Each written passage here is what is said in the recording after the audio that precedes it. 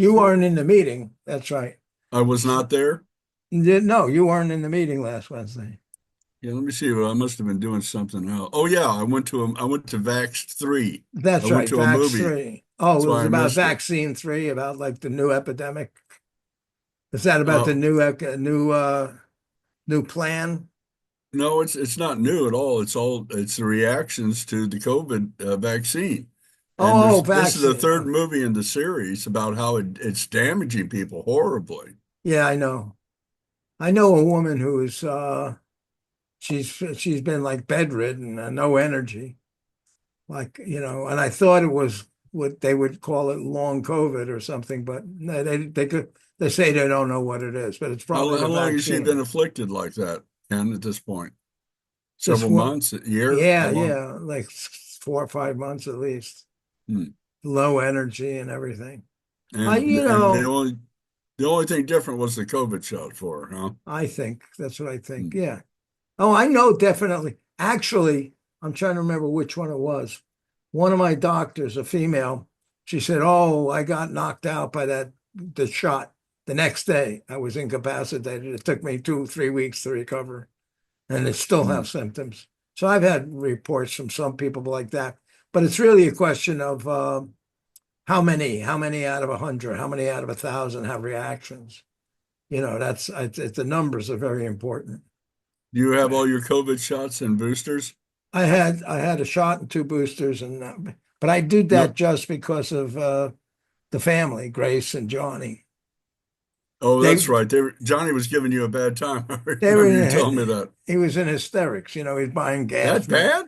Damn. Well, he bought a gas mask. Like, oh Really? yeah, yeah. It's Wow. like all this crap. It's overreaction. Well, your son does seem to have some emotional intensity at times. Yeah. Well, he's a Now young and then, age. at least. That's right. So what did let me you want to know the date when they did the date when they did I the guess I'm not remembering. It was further back than what I remembered. But I must say, if you're in a war, I thought that was a brilliant move by one force against another. I must hand it to him. Not that, I mean, how to really knock out your opponents it said by blowing up 17th, their pagers and their walkie-talkies. That was a brilliant move. right, 17th and 18th of September. Oh, okay. 17th was the pagers and the 18th was the walkie-talkie. Right. So And that we was, had the meeting on the 18th. yeah. Lots to So, talk about there. so actually that's right. It was a brilliant or very effective because it only affected the target. And there was complaining like the target surrounded by innocent civilians. Oh, they got a So few of those, I'm sure. yeah, but at least these pages were only given to Hezbollah. Mhm. So it was a special shipment.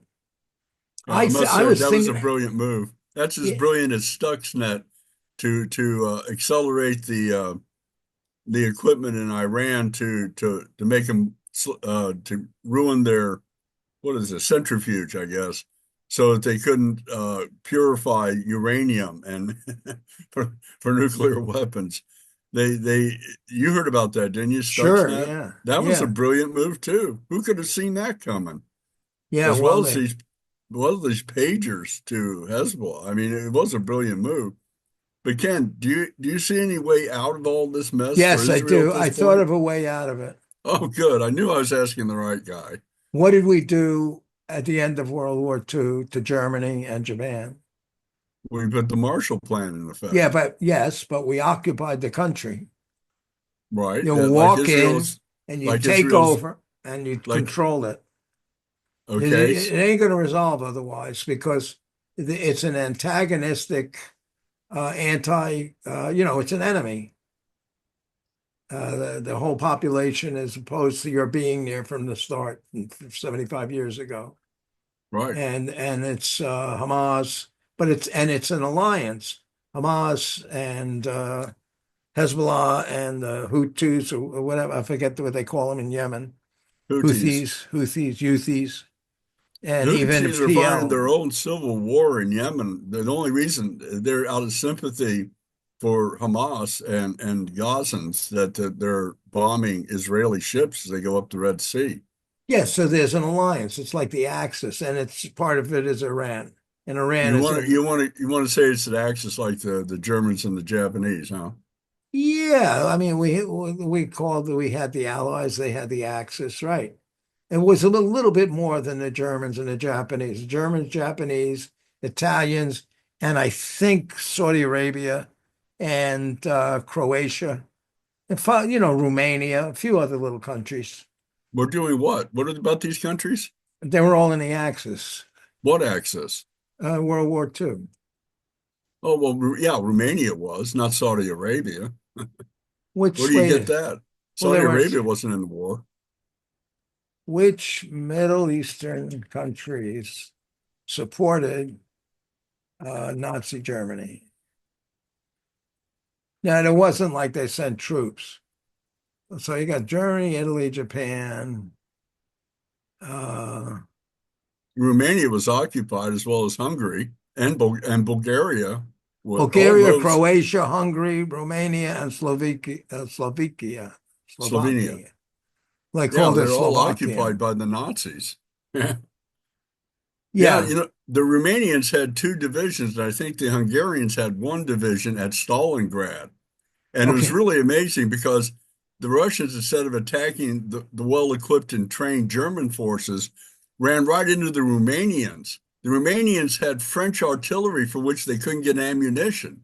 So at Oh, Stalingrad, they went right through the Romanians and I think through the Hungarians too. And they encircled the Nazis there. And Germany lost two entire armies, not divisions. They lost armies at Stalingrad. It was so uh, devastating to them. yeah. So they tried to do PR with the Arab states because of the anti-Semitism. So they had something in kin.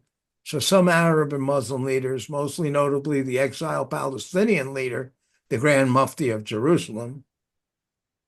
So this is before Israel became a state. So World War II? Yeah. The Grand Mufti of Jerusalem, a Palestinian, Amin al-Husseini, he became sympathetic with the Nazis. So it wasn't officially some country, but there was something. And then Vichy, in Well, Spain. you know Wasn't that Spain, wasn't Spain part of the Axis? it was recently resolved the Spanish Civil War and Franco took power there, but he didn't have any interest in being another combatant in the European war. So he was neutral. So was Okay. Portugal. One thing along these lines that's really interesting is that Iran was occupied by both the Russians and the British. The Ah, Russians occupied northern Iran, and the British occupied southern Iran, and that's because the Iranian, Reza Pahlavi's father, was sympathetic to the fascists. But they occupied Iran, and they ran most of the American supplies up through Iran to the Caspian Sea and up to the Volga to supply the Russians against the Germans. how did you pick this up? I mean, this is not your generation. You're not that old. You weren't in World War II. No, I wasn't in World War II. I mean, well, I'm actually technically in the generation after yours because you're in the silent generation. I don't know why you're silent. Most of the people in your generation I met are far from silent, but No, I'm a baby boomer. I'm like a baby boomer, I think. No, I think you were a baby boomer. That's right. Well, you're born 45 or 47. 45. Okay, so 46 is when baby boomer begins, allegedly. Who knows how relevant these things are. But where did you pick up all this? Is it just something you're interested in? Yeah, The details. I'm interested in the truth because there seems to be such a lack of it. Uh-huh. It seems like a juicy thing to pursue. And Yeah. yeah, I've read a fair amount about World War II. I did my paper the second semester of my freshman year in high school was on Adolf Hitler. I Oh, mean, all this talk about Hitler, I took a good look at who he was and what all came there. The semester before, I did it on Napoleon Bonaparte. So wow. Well, they're very big, important single figures, and I wanted to know what they were up to and what happened. So, and you just pick up more information. I was curious about how we were supplying the Russians with so many supplies. Like Stalin said to Roosevelt that he intended to fight this war with American supplies and Russian men. And we Uh-huh. did. Right, right. And we supplied the Chinese so they could die against the Japanese. You know, we were playing it smart.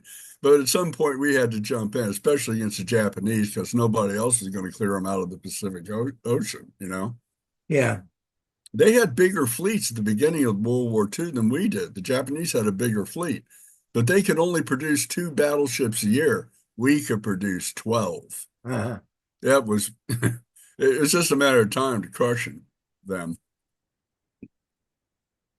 So anyhow, so like after the war, you move in. I mean, China's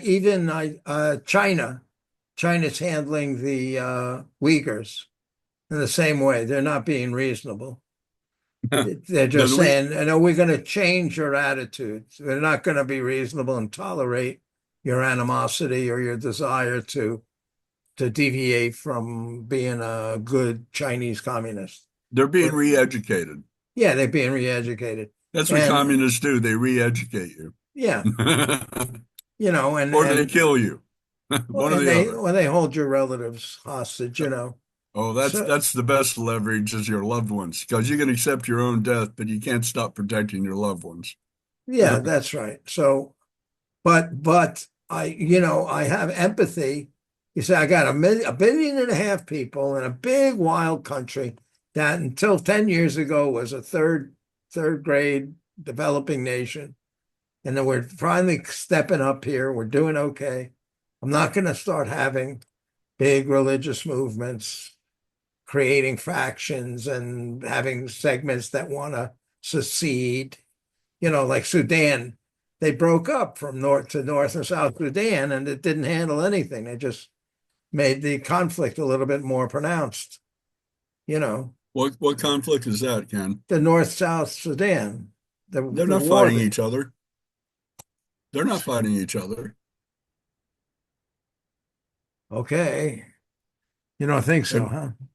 you've never have you seen something about North and South Sudan? South Sudan's an entirely formed nation. I think it's got membership in the UN by News now. about the war in Sudan. Sudan's jailed former strongman Omar al-Bashir is taken to the hospital in the north for better care. Let's see. Let me just go to Wikipedia. It'll give me the start dates and everything. Okay, Uh, maybe I'm wrong, but I thought they peacefully separated. You know, Sudan used to be the largest country in Africa, but after South Sudan succeeded, Algeria became the largest. Hmm.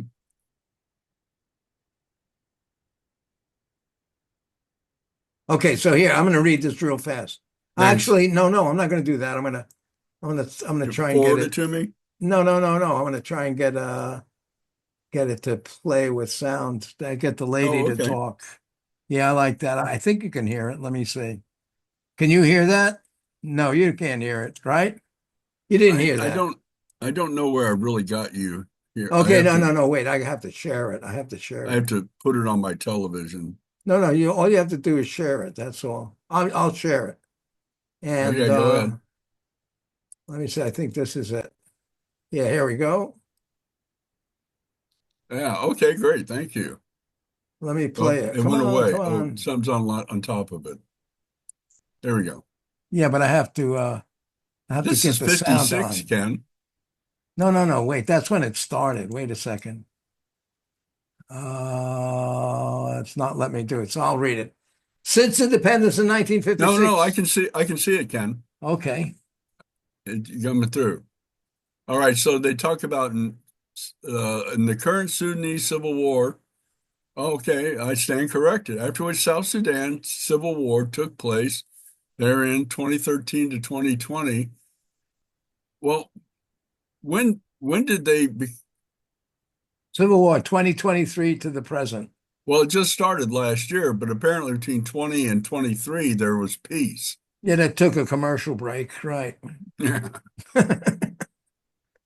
Time to, go have a drink of lemonade and we'll get back to this soon. So what's this civil war about? I mean, how can it be a civil war? It's an entirely different country now. History of Sudan. Let's take a look at this. Okay. You just have to get somebody's opinion who's going to say, okay, here it is right here. Darfur is still part Let of me take a Sudan. look at this. This is the present war. So here's part of Sudan's civil war. This is interesting, right? I think So it's the against pink is this, Darfur. the pink is the Sudan Armed Forces, Right. and the dark green is the Rapid Support Forces. So there's all these forces and dates starting in April. Let's see these are the government of Sudan is one side, and these militias. The It's Janjaweed were the guys that were massacring the people in Darfur. Darfur is the eastern or the western part of Sudan where they were being massacred by Arabs they called the Janjaweed. They come in and just slay the population. That, the northern part of Sudan is to a large degree Arab, while the south is still very black. And they just wanted to get away from the Arabs, and have their own self-determination. okay. So who wanted to get away from the Arabs? The southern part? Well, the blacks wanted to get away from the whites that were murdering them. The Janjaweed. This one here. You see this Janjaweed? It's the yeah. fourth line down. Okay, right. These are all Sudanese forces that the blacks that they were killing called the Janjaweed. It means something in their language. The fourth, Darfur had been reported dead as a part of the Massalite massacres. It right. was like over 7.7 were initially displaced, more than 2.1 million others had fled the country as refugees. Had been 20,000 had been killed, 33,000 were injured. And this is the section of Sudan that's still a part of Sudan called Darfur. It's a huge section. It's the size of California, but it's all desert. Okay, but the point I'm making is there's an ongoing conflict that one side won't tolerate the other. I think it's all inside the Sudan, and the South Sudan is out of it altogether. You think it's all in the North Sudan? Well, I think it's been government in Khartoum and the far western part of the Sudan, which is the Darfur, and that's the area that's been complaining about being massacred by the Janjaweed, which are regular Sudanese that, they're just, like it says, a massacre of 20,000 people, at least. Uh-huh.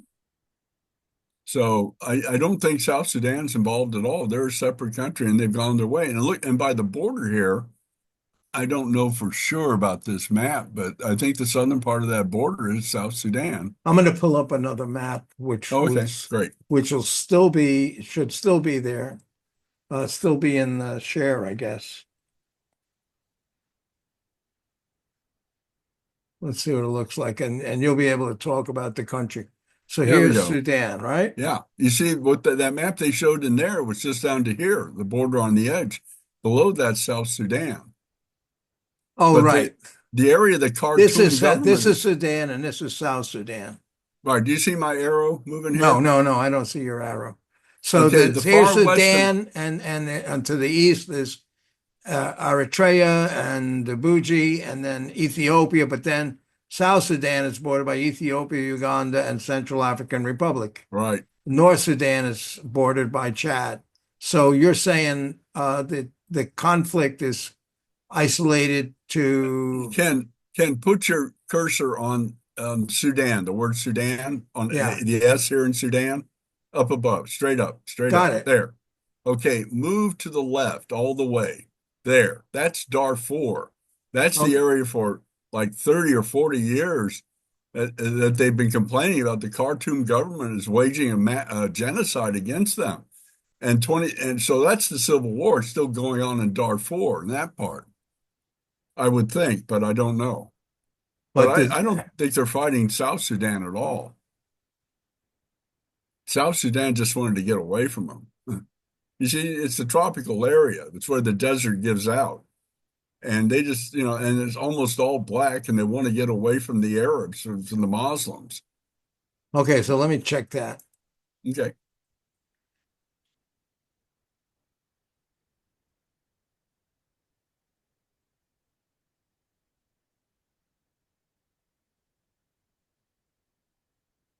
Let's see. I'd say it's, let's see if it comes anywhere close. The Sydney Civil War.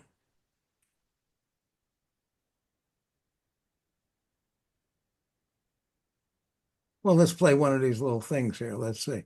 Who is fighting who? Ah, perfect. The That's Council what of we, Generals ran Sudan, led by the two military men at the center of this dispute. General Abdul Fattah el-Burhan, the head of the armed forces. We got somebody joining us from outside. Let me just welcome this guy. And it's John Sheridan. Is that a friend of yours? yeah, it's a guy. He's been here before from Northern California. Cool. And Hello. let me see. Hi, John. Let We're me make sure I admit him. we're talking about the war in Sudan.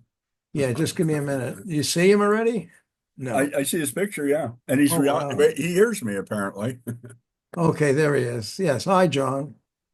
We're talking about the war in Sudan. Do you know anything about that? I have a lot of questions. I mean, for instance, like the RSP, I hear all of these atrocities they're committing, Yeah. and I don't understand the context exactly. Is there a racist context?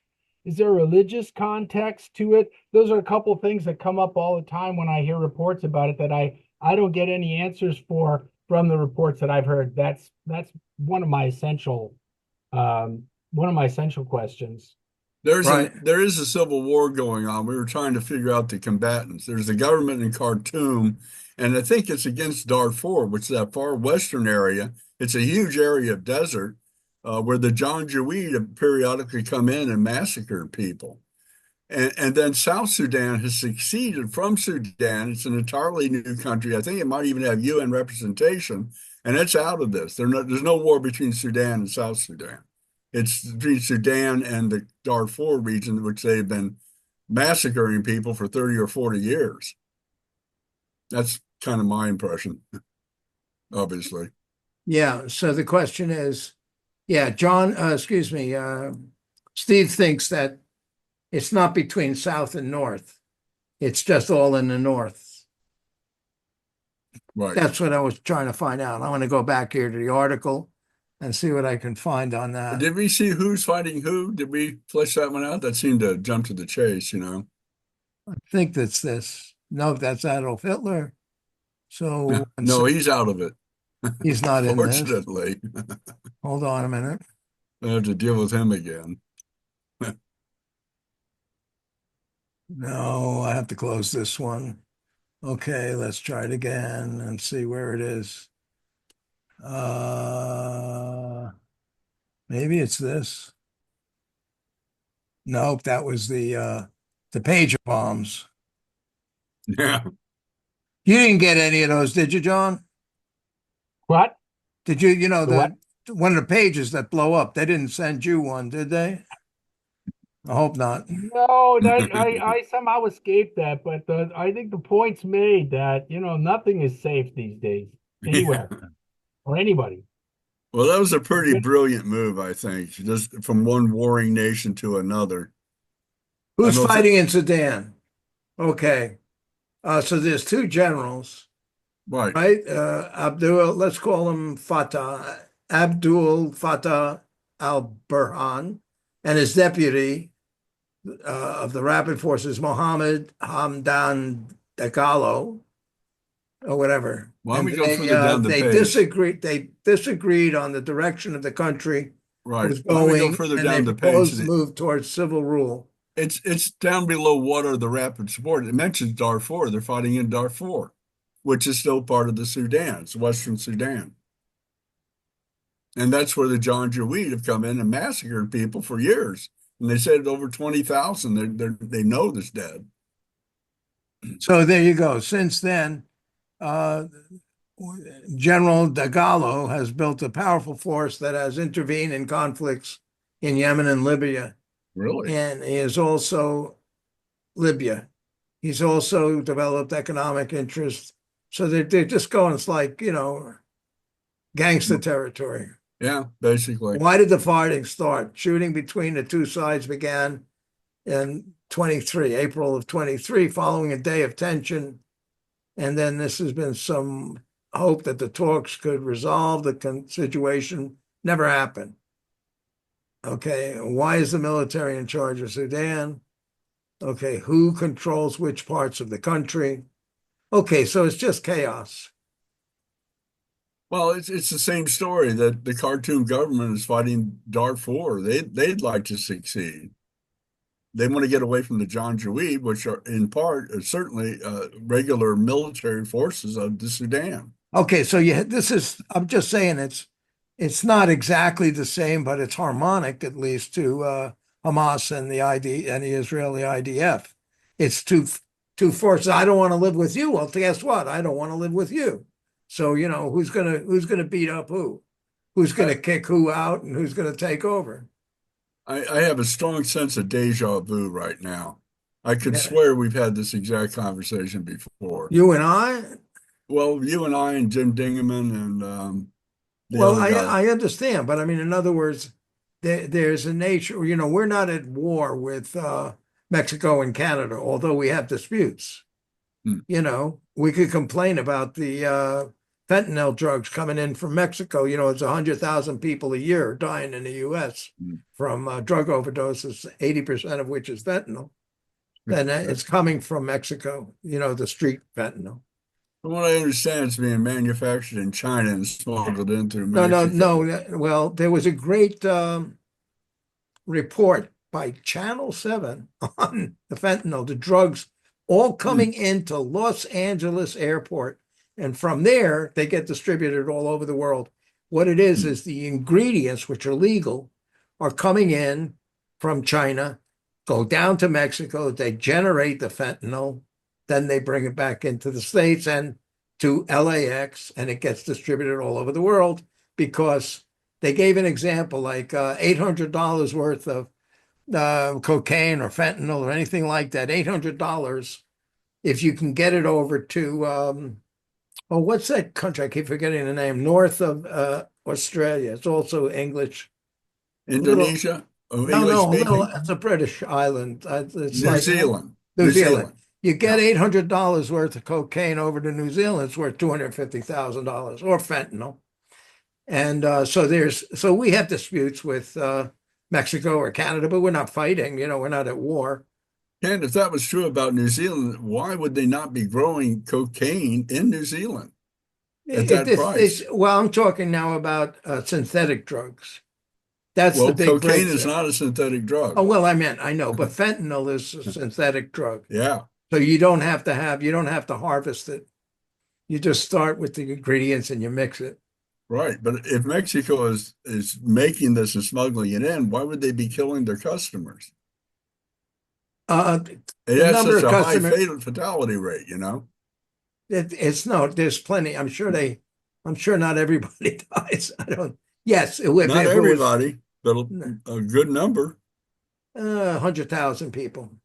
So maybe their customer base is 10 million. I didn't know this, but my wife told me this yesterday because I don't know. Fentanyl is very popular. It's been for years been used by the medical profession as a painkiller. It's very important to the medical.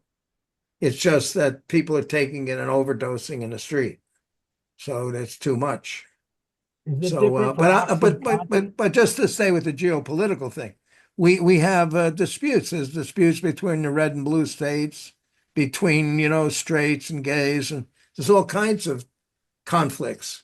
But we don't go to war, or hopefully not. And in the Sudan, if I don't like you and we want to succeed. I never see gays going to war except maybe in the Stonewall insurrection many years ago. And I don't see a lot of non-gay people beating up on gay people anymore, No, right. But you say they're still at war, okay. There's conflict. I'm saying conflict. there's tolerance. There's, you got to put up with things you don't. Not everybody likes the same Intolerance flavor, for sure. right? Not everybody likes the same flavor ice cream. Some people Mm. like butter pecan, and other people like Rocky Road. So Yeah. you Who got to doesn't have. like butter pecan though, Well, all right, One of my favorite ice creams. yeah, but I don't want to talk to anybody who likes Rocky Road. I mean, to me, that's degraded. So, so you can always find a reason to disagree. But so the Sudan, there's something there mechanically that these conflicts build up. Same thing with Hamas and Israel and so forth, and both sides say, oh no, it's them, it's not me, it's not my fault, it's their fault. They're the ones that are nasty and intolerant and evil. Not my side. My side is just people who want to just live their lives in peace. But But in Sudan, it's a civil war, right? I mean, it, it, Yeah, I mean, it's not a cross border or a territorial dispute of borders, is it? I mean, it sounds like. correct. I mean, It's what you not. hear from the West, just it's interesting because I come from this from not getting much information.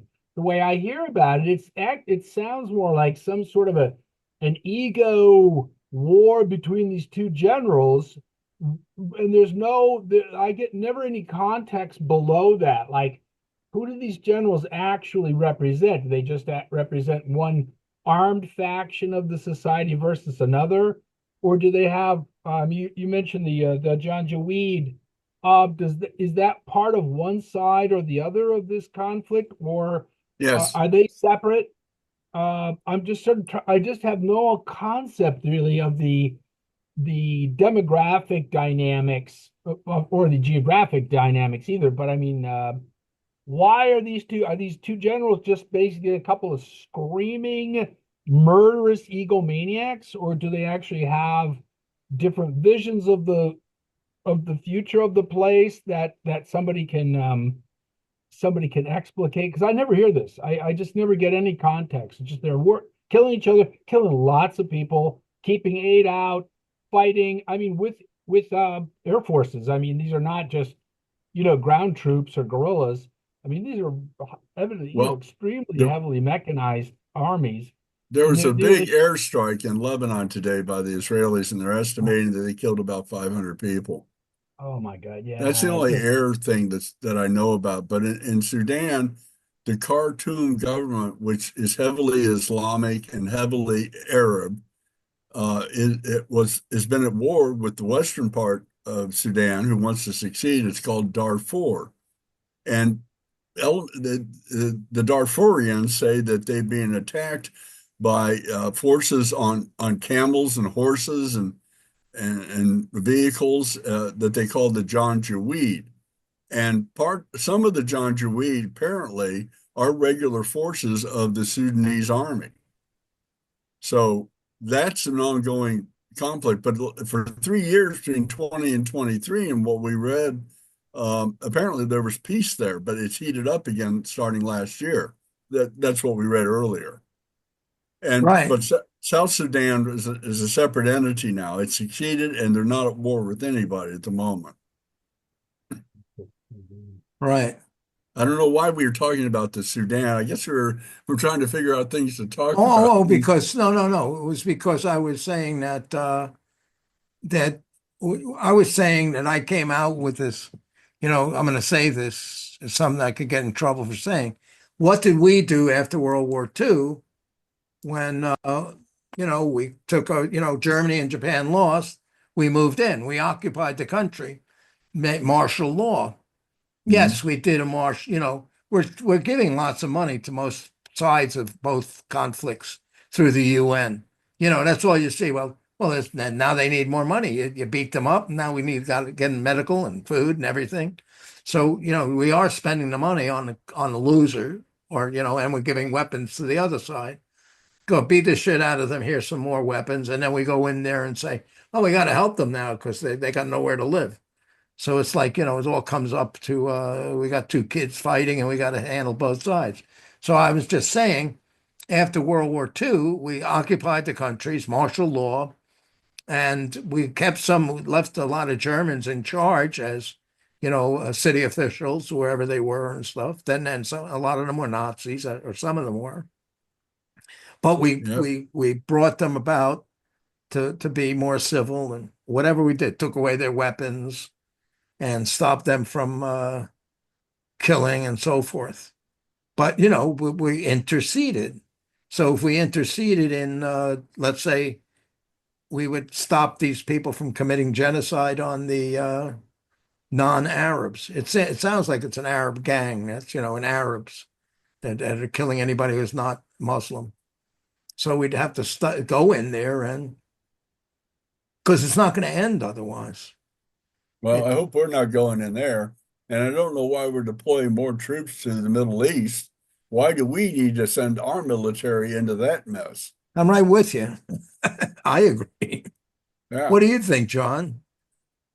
Yeah, I'm very much against U.S. Involvement in the militarily in the Middle East. I'm a longtime peacenik, and I'm not for sale.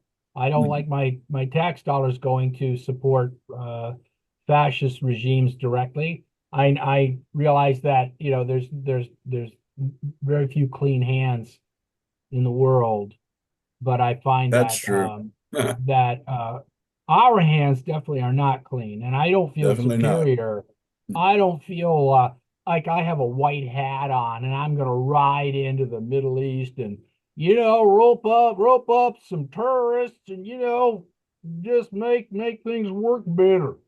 I think we're so compromised by the Israeli lobby in America that our politicians feel their hands are tied. They can't say anything. They can't do anything except continue the status quo of militarization.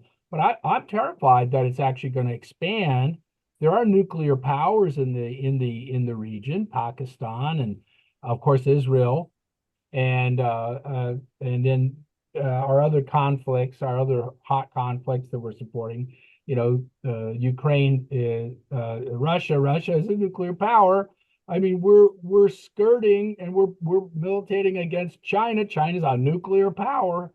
We're on the borderline of a lot of things I think that can spiral tremendously out of control, if not quickly, eventually.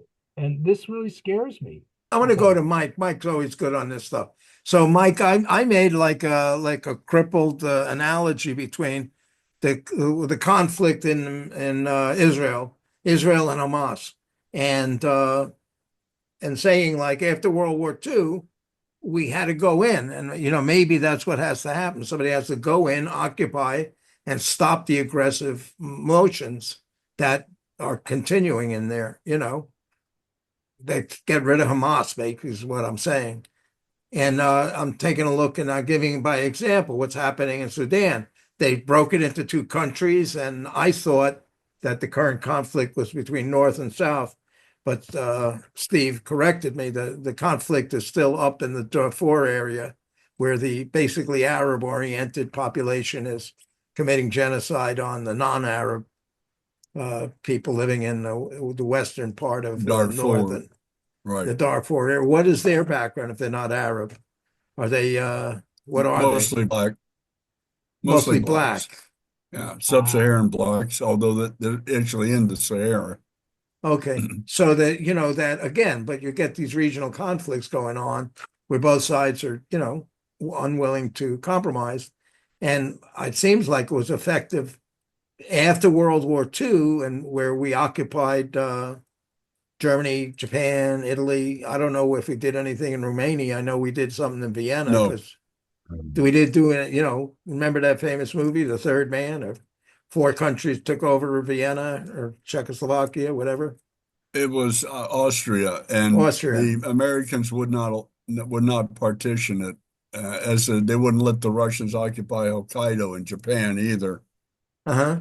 So And we went in and with martial law brought law and order in, and eventually we left. Maybe it took 40 years before we pulled all our military police out, but Out of where? out of Germany and Japan and We haven't. They're still there. There's all thousands right, of troops there. thousands. Yeah, but there wasn't an occupying army. That's true. But we Right. still have thousands of troops in both countries. I know, but so all right, but we're not we initially we Not were there to occupying. keep well, initially we were there occupy and keep the peace. We'll be the Yeah. courts and we'll reestablish you and All right, back. that kind of a thing. What do you think, Mike? Is there any kind of a solution between Hamas and the IDF? Well, there's the obvious solution. If the IDF um, eliminates Hamas, but you can't eliminate every person, who has an idea about Hamas. I mean, the point is what they've got to do is in their calculations, what they need to do is to remove Hamas from any position of power. Now, Hamas, of course, would not want to be removed from any position of power, and so you're going to. I mean, there's really I don't see there being that much of a diplomatic answer between Israel and Hamas. Or when we say Hamas, you're talking about the alliance with Hamas and Hezbollah and when I'm talking about Hamas as the governing body of okay. Gaza. Yeah. Mike, how did Hamas come to power in Gaza? How did Hamas come to power? They had an election. They had an election and it was a minority government. Well, and how much of the population voted Hamas into power? About 41%, I think. I think it was over 90%. No. Then who else was running against him? The problem is there were several people running against him, but the Palestinian Authority might be the primary opponent. The Palestinian Authority was seen as not that competent, corrupt, scattered, and people saw the Gazans saw the Palestinian Authority as, they saw what was happening on the West Bank, and they just didn't think they could do it. Hamas, by the way, very cleverly, and they admitted that it was a calculated thing. They weren't just doing it for humanitarian concern. They went out and they built hospitals, not state-of-the-art hospitals, but they did things that served the people. So the people said, "Okay, these guys look like they know what they're doing." But still, it got less than 50% of the vote. It's somewhere in the 40s. I thought it was 41. It might have been 43%. So, in that respect, you cannot blame the overwhelming majority of the population of Gaza for Hamas does. You can't necessarily blame them, at least, because if we just go by the election, admittedly that was a long time ago, and you have Hamas put in its own educational system, which is virulently racist and just vicious. Racist against who? Against Jews? Yeah. Primarily against Jews, but also people of color.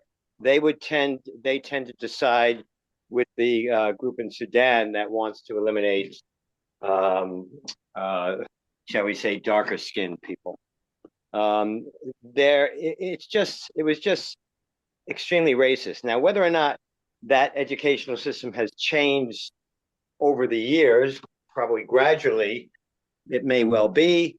And Hamas may have changed its position, which called for not only the elimination of Israel, but basically a quote unquote, wasn't actually called a holy war, but basically a war on Jews worldwide. Now that, I don't know what that was in their, if you can call it a charter, that is basically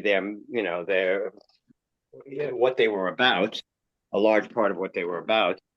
Whether or not there's rumors that they have changed or or are trying to change their charter or whatever. I don't know. But whatever it was, the people who were educated under that educational system with that agenda are now older and maybe of voting age. They make up a large part of Hamas's forces. And, I don't know. I don't know what would happen if the election were held today. But What I do election? know What election? if an election were held today. In Gaza? Yeah. Okay. Right, because 75% of the people who are alive in Gaza now were not alive during that election. Well, that's probably true. How long ago was it? It's between 2002? Maybe that's only 2002. 70 or 65% 2007? considering the dead. I think it was 87. 2000. It was 87 was the election. No, not in Gaza. In 87, It's when Hamas came to power in Gaza. No, the 87, Gaza was still in the hands of the Israeli. Well, wait a second, hold on. Gaza's been Gaza. marginally separated from Israel from the beginning. Hamas Well, they were literally means, the translation is Islamic Resistance Movement. That's what Okay. Hamas means. Yeah, the idea is they weren't the governing power in Gaza until 2006, I believe it was. But the point is that I don't know what again, if you had an election, okay, similar to what they had in Gaza before, I don't know how, clean an election that was, clean any, whatever it is. But Mike, I really appreciate you have such good information about this area. I mean, you're really well founded in what you're saying. well, put it this way: when they came into power, I had the opportunity to see the translations of their educational materials as well as their political materials, which were done by Hamas. Hamas had them translated into English, so they had approved the English translation, and it was really bad, in my opinion. Let me read you a brief passage from Wikipedia. The Hamas movement was founded by Palestinian Islamic scholar Ahmad Yassin in 1987, after the outbreak of the first Intifada against the Israeli occupation. It emerged from the 1973 Mujama al-Islamiyya Islamic charity affiliated with the Muslim Brotherhood. In 2006 Palestinian legislative election, Hamas secured a majority in the Palestinian Legislative Council by campaigning on promises of a corruption-free government and advocating for resistance as a means to liberate Palestine from Israeli occupation. So Okay. that's the foundation, it seems. Well, I don't think that contradicts anything I was telling you. Oh, no, Right. no, for the most part, no. And then in 2007, there was a Battle of Gaza. Hamas seized control of the Gaza Strip from the rival Palestinian faction, Fatah, and has since governed the territory separately from the Palestinian National Authority. Yes. So you're right. Hamas is not so deeply embedded with the Gazan people that it couldn't be extricated and some other political organization put in its place. Well, the problem is, what's the other political organization? Well, Fatah was there before. They're considered pretty much wimpy against the Israelis, though. Well, they're considered not only wimpy, but a lot of Palestinians, I'm not saying all of them, maybe not most of them, consider them corrupt or inept as far as governing. So the idea that you're going to get a situation. Let's say Hamas is driven or willingly leaves power in Gaza, and hopefully the Netanyahu government will see that as sufficient. But let's say that happens. Well, okay, so you're going to come in. You can come in with an occupation style, not by the Israelis necessarily, but an international force that will put in a new educational system, a new type of governance. But sooner or later, they're going to have to be self-governing. I mean, if you use the example of Germany and Japan, we had forces in there, and we actually we set up a German government, but sooner or later we had to let them vote for their own, have their own elections, at least to some degree. So the fact is that if you don't have an alternative in Gaza, if there's no alternative, at least in the next few years, maybe for a few years, you could set up another system or something. Of course, we didn't do a very good job in Iraq, did we? But if you put in a system that would not, let's say, be conducive to a Hamas-style government, and you put in that system, well, who's going to run? Who are what are the parties that are there now? What is their experience? I don't know. It may take several years. I don't think Netanyahu is interested in Gaza being self-determining at all, evermore. No, he's not. But the idea is sooner or later he's going to end this war. In other words, if Hamas was no longer in power in Gaza and posed no threat to Israel, if there was no further future threat to Israel, what excuse would Netanyahu have to the Israeli population, to Israeli voters, to continue the war there, especially now that they have this thing with Hezbollah?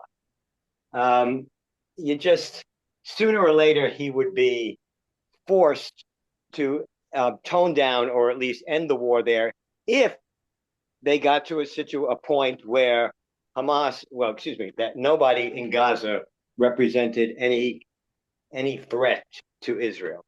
Okay, wait a minute. Let me say, there's something very obvious that's nobody's talking about. There are moderate Arab countries, they're not all equivalent. I'm saying Jordan and Egypt, and I guess Saudi Arabia, are not as antagonistic towards the West than to Israel. If they came up with a military force and said, okay, we're going to be an occupying solution.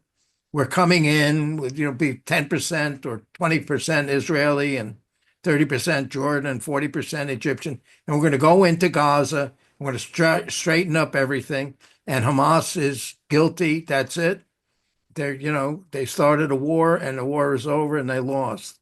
And we're going to be very tolerant. We're not going to kill everybody who's in Hamas, just like you're not going to kill, because you're really not appropriate to punish people for participating in a war unless they violated some international standards. But, like American soldiers, prisoners of war, you can't just execute them. So same way, if you did end the conflicts in Gaza and you captured them, you can't just execute them.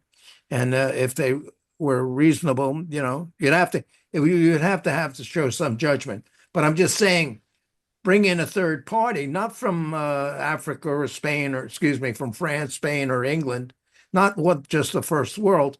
Bring it in from the Arab world, a country to make a force to come in, occupy Gaza, occupy the West Bank, and bring in normalcy, tolerance and normalcy, and proper education, and de-educate them from the abusive intolerance that they grew up with. Brainwash them to a new dialectic, eh? Well, I'm thinking, why not? I mean, wouldn't you say Jordan, Egypt, and Saudi Arabia? I've got some relevant information about Jordan and Egypt.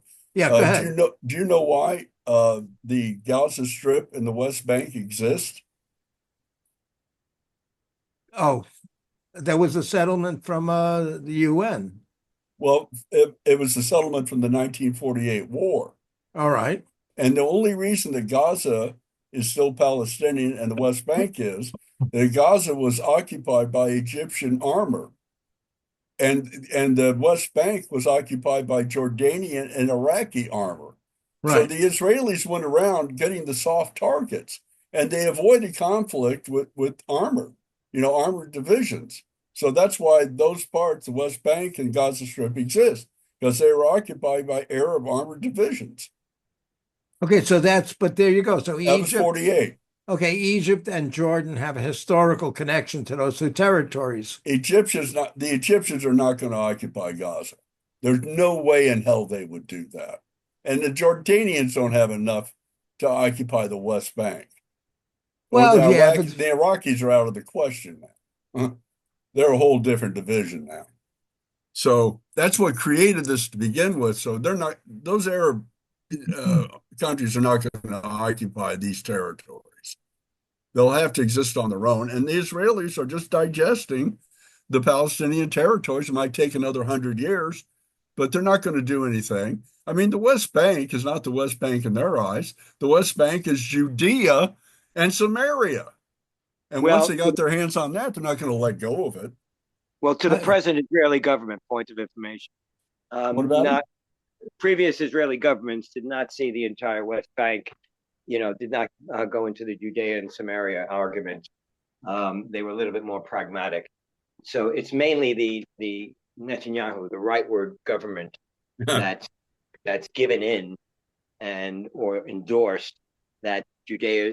In other words, it's all part of Greater Israel. The West Bank. I just want to say that it's a very unsustainable area as far as people occupying. I mean, my feeling is that the West Bank my personal feeling is that it will have to be the greater part of a Palestinian state. But the key thing is, and this is something that's almost unworkable when you get to religious forces, is the Israelis are never going to give up that part of East Jerusalem that has the holiest sites in Judaism. And they're never going to give that up. And that includes that, and they're not going to give that part up or anything within striking distance of that part of Jerusalem. They're not going to give up Samaria and Judea either. Wait. That depends on who's governing Israel at that time. Right now, that the present government is not going to give that up. They pretty well made that clear. That's why they'll send some Likud Manchurian candidate to blow his brains out. Like they did was it Simone Perez? No, that was Rabin. And who? Yeah, Rabin. Rabin. Yeah, right. And the idea is, you've got. I mean, nobody said that Islam has a lock on religious fundamentalist terrorists. Yeah, the Israelis had them. They not know did that group assassinate Rabin. But remember that group came into a mosque previous to that and shot up 21 or 22 people in a mosque right along, I believe, near the border of Israel and the West Bank. I've forgotten. I mean, I knew where it was at the time. Was that Hebron? The fact is, Hebron? Hebron? Was it in Hebron? It might have been. I can't remember. No, not in Haifa. No, not Haifa. Haifa's in Israel proper. But Hebron, maybe. Yeah, but the fact is that these, in other words, you have now one key factor is, and that people made that point at the time when Palestinians, and I'm not saying this is across the board, but this is what was reported in the media, at least. You'd always hear that when there was a terrorist act, something that was defined by most of the world, or at least where we are, as a terrorist act. When it was done by Palestinian terrorist groups, people would, run in the streets. They'd have celebrations, shooting their guns in the air. When that Israeli terrorist shot those people in the mosque, people in Israel refused to bury him. They couldn't get him buried because the Israelis thought, they just thought of them as just insane terrorists, just as the way they thought of the Palestinian terrorists. So these people in the mosque, were they terrorists? No, they thought of the Israeli who killed him as being a disgusting human being, a terrorist, and no funeral home in Israel wanted to bury him. Oh, bury him alone. I thought you were talking about the 22 that were killed in the mosque. They were disgusted with what he did to the people in the mosque. So yeah, I could see they wouldn't want him buried in Israeli soil. Yeah, well, the fact is they just thought to the overwhelming majority of Israelis, not including necessarily the people who would agree with that guy who did it, or the right wingers that are now, a couple of whom are in Netanyahu's government. But the great overwhelming majority of Israelis just said, they didn't see really a difference between what he did and what a Palestinian terrorist did when they went and blew up a pizza place in Israel. I mean, to them, they were from the same ilk. So what it said at that time was that people would say, oh, well, the Palestinians have to get to the point where the Israelis are, where they are repelled, overwhelmingly repelled, and not celebrating these type of acts. What you've got now, though, unfortunately, is a couple of people who were sympathetic to that group that did that and that killed Rabin.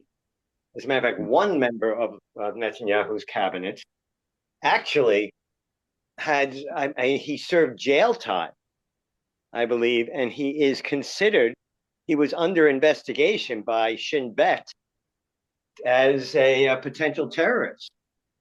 And he's in Netanyahu's government. So you're not going to, this government in Israel has got to go. There has to How are you be. going to get it out? Somebody assassinate Netanyahu? No, an election. When's that coming up? What? Didn't they just have one? He was reaffirmed? He was, he won a minority government. Now, the Oh, okay. parliament, That can fall in their system, can it? that's But right. no confidence. Well, basically, if one part of that coalition pulls out, then they've got to call new elections. And the problem with Netanyahu is he's got the same problem as Trump. He goes, in other words, first of all, in Israel, you can prosecute a sitting leader, a sitting prime minister. Oh, You can prosecute him. I don't know how willing they are to do it or how difficult it would be, but you can. There is no tradition of not bringing criminal charges or not prosecuting criminal charges against a sitting governmental leader. But the fact is, even so, he knows once he's out of power, then it's all, then he's got these court cases lined up. And as a matter of fact, he had it when he was in power. That's why he wanted to change the power, in other words, diminish the power of the judiciary in Israel.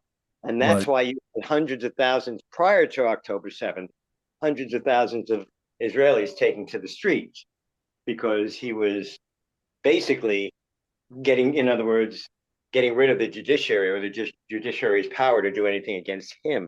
I remember that now. Yeah. I mean, a lot so of that's why he has the same problem as Trump, is he's fighting courts now. Oh. Yeah, he was accused of, and these are criminal charges: corruption, misusing funds, etc. I mean, it wasn't like criminal charges against him because of the way he's conducting his government. These are criminal charges against him, the same type of things that Trump is facing, that Trump has faced in New York in particular, and has been convicted of. So the fact is that Netanyahu, I mean, I can certainly understand why he personally wants to keep a war going, because nobody's going to do that to a leader during wartime. Yeah, good point. So, and not only that, but he's widening it as of yesterday or this last week in against Hezbollah in Lebanon. I mean, half of Lebanon is moved up to the north. No, wait a minute. Hold on a minute.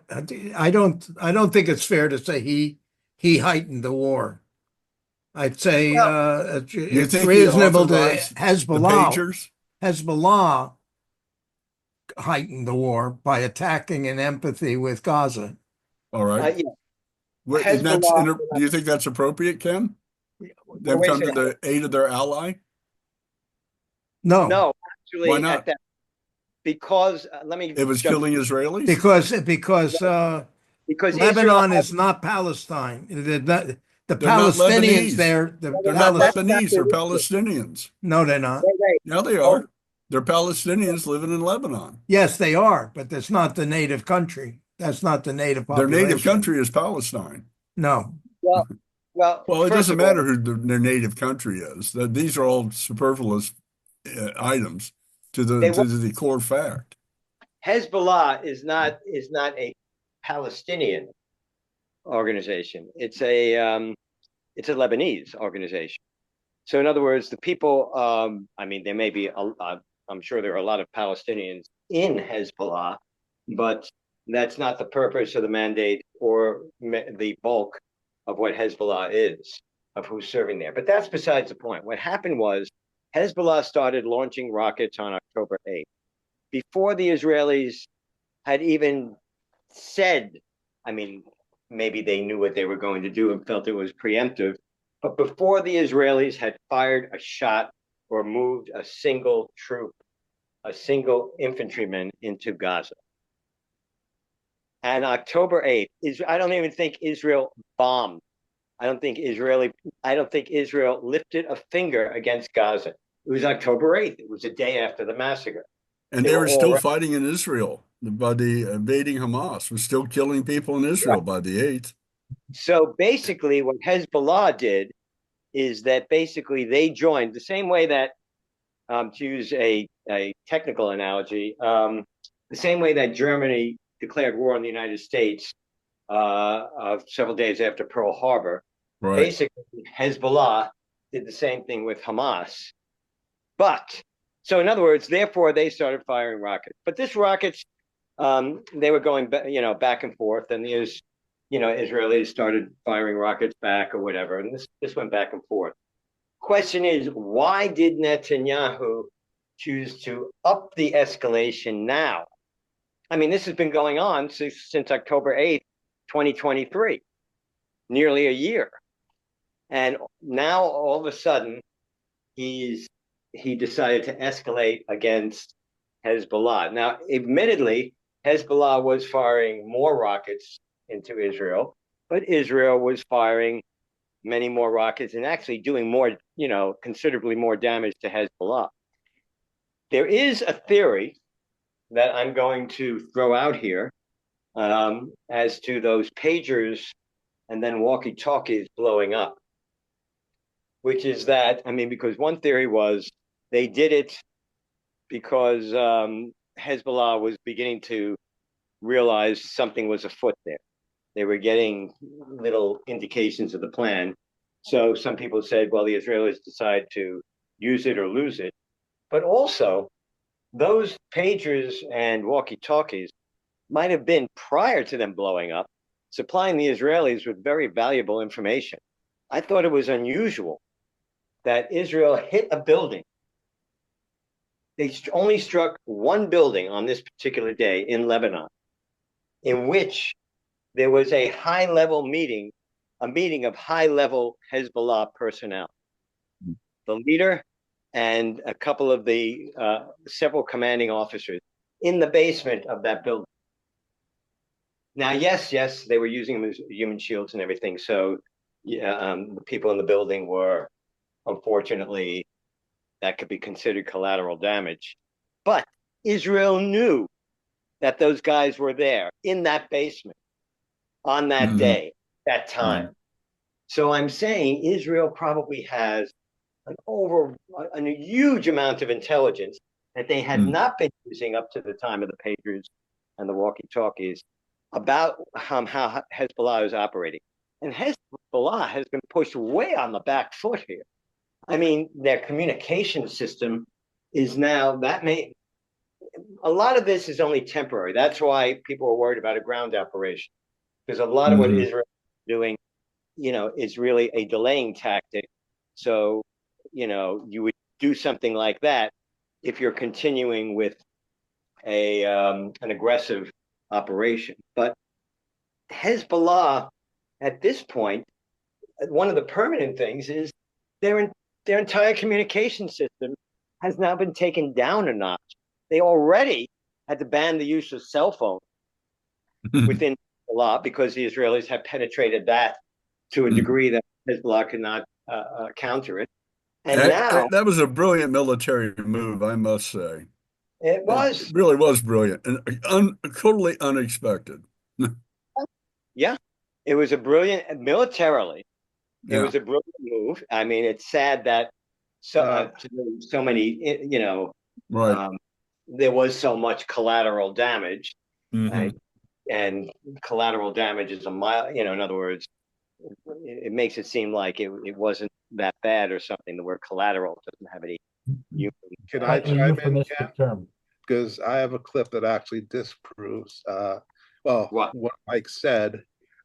Plus, again, I didn't know that Mike had joined the CIA, MI6, or the Mossad. What neo-Nazi? Hey, wait a minute. Neo-Nazi website Wait a did you minute. get Hey, that? hold it a minute. I gotta mute you. Alex, we're not doing sarcasm today.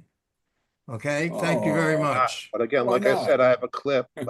from Okay, hold it a minute. Let Mike finish. an actual former MI6 agent, Alistaire Crooke, who has actually personal contact, because again, he after Okay, great. We're gonna watch 30 that years, clip. 30 years. We're gonna in watch that clip MI6. in a minute. We'll watch that clip in a minute or two. Mike, are you done? No. Yeah, go ahead, and, Mike.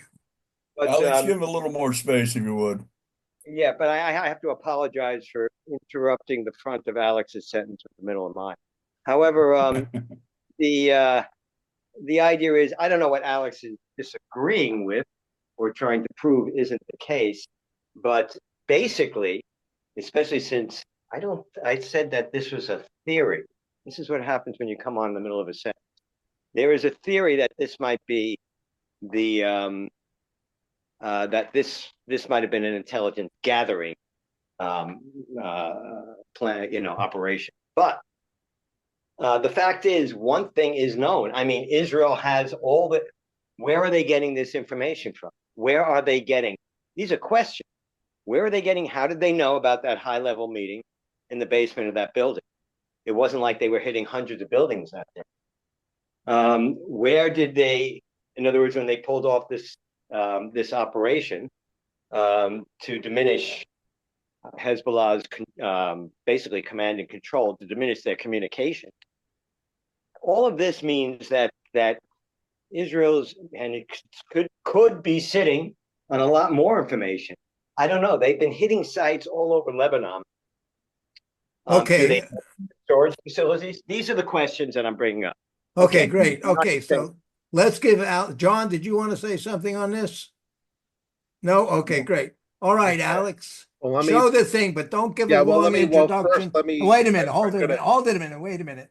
Give him some Alex, space. listen to me. Wait a minute. Give him some Do space. not give us a long explanation about how wonderful the guy is and everything. Just play the video. Give a basic description of his.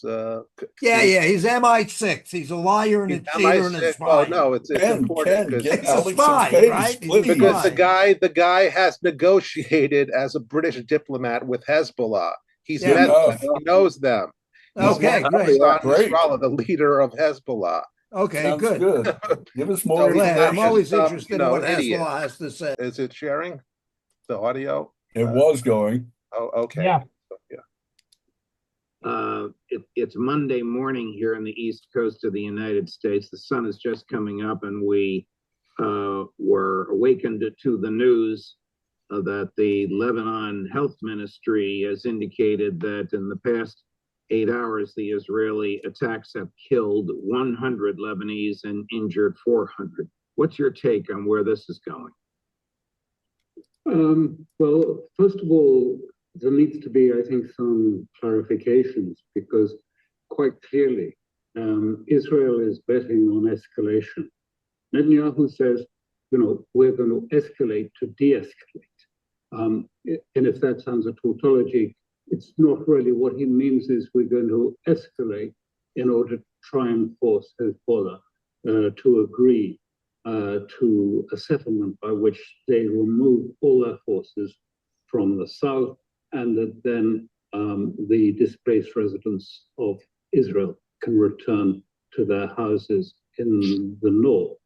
And it's being presented as a huge and massive, painful loss inflicted on Hezbollah since both the pager attack and, of course, the assassination of Ibrahim Akil and several of his colleagues in a bunker underneath a building in Beirut.